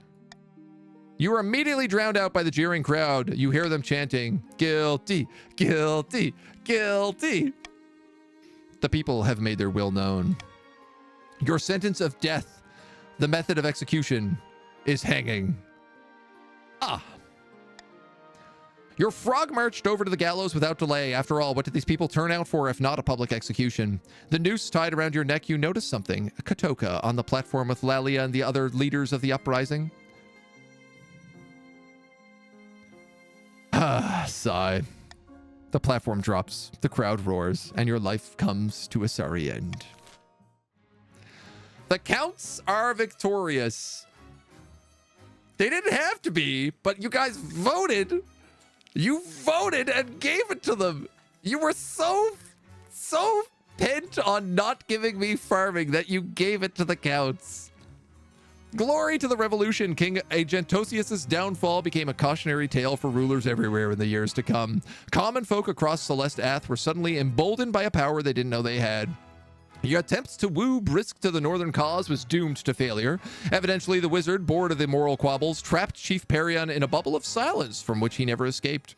The grandees prayed and prayed for a miracle to place Zilma at the rightful place on the throne, but no miracle came. Shortly after Lalia was proclaimed regent, she was quietly assassinated. Katoka, a long-term supporter of the revolutionaries, was the obvious choice to succeed here. The common folk didn't realize their mistake until the monarchy was unexpectedly restored, with Countess Katoka at its head. See, I wanted to help the people and just have everybody fed. And in exchange, I was executed and replaced with a new monarch who didn't care about anybody. The peasants all starved anyway. 2 years. Oh man, we did not live very long at all. Skeleton with 2,200 bucks. Karazhan, the cheapest noble, with 100 bucks left. Boy, that was rough. 2 grandees and a chief through the game. Chiefs needed low farming. We had low farming, nothing else to do. No, man, the Chiefs were real. Like, if the Chiefs opened rebellion, if they had just got their defiance up a little bit more, they could have easily rebelled and taken the throne. At 8 military, you would have beaten the counts and the grandees. I think that would have been my guess, but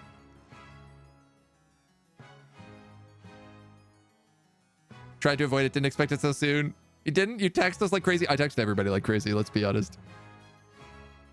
I didn't need the bribes unless defiance became the problem, and I wasn't worried about the counts or the grandees because they had such low military, right? Scheme went through because farming went down to 15, yeah. Have to head off. Thanks for the game, CTG. Thank you so much for hanging out with us.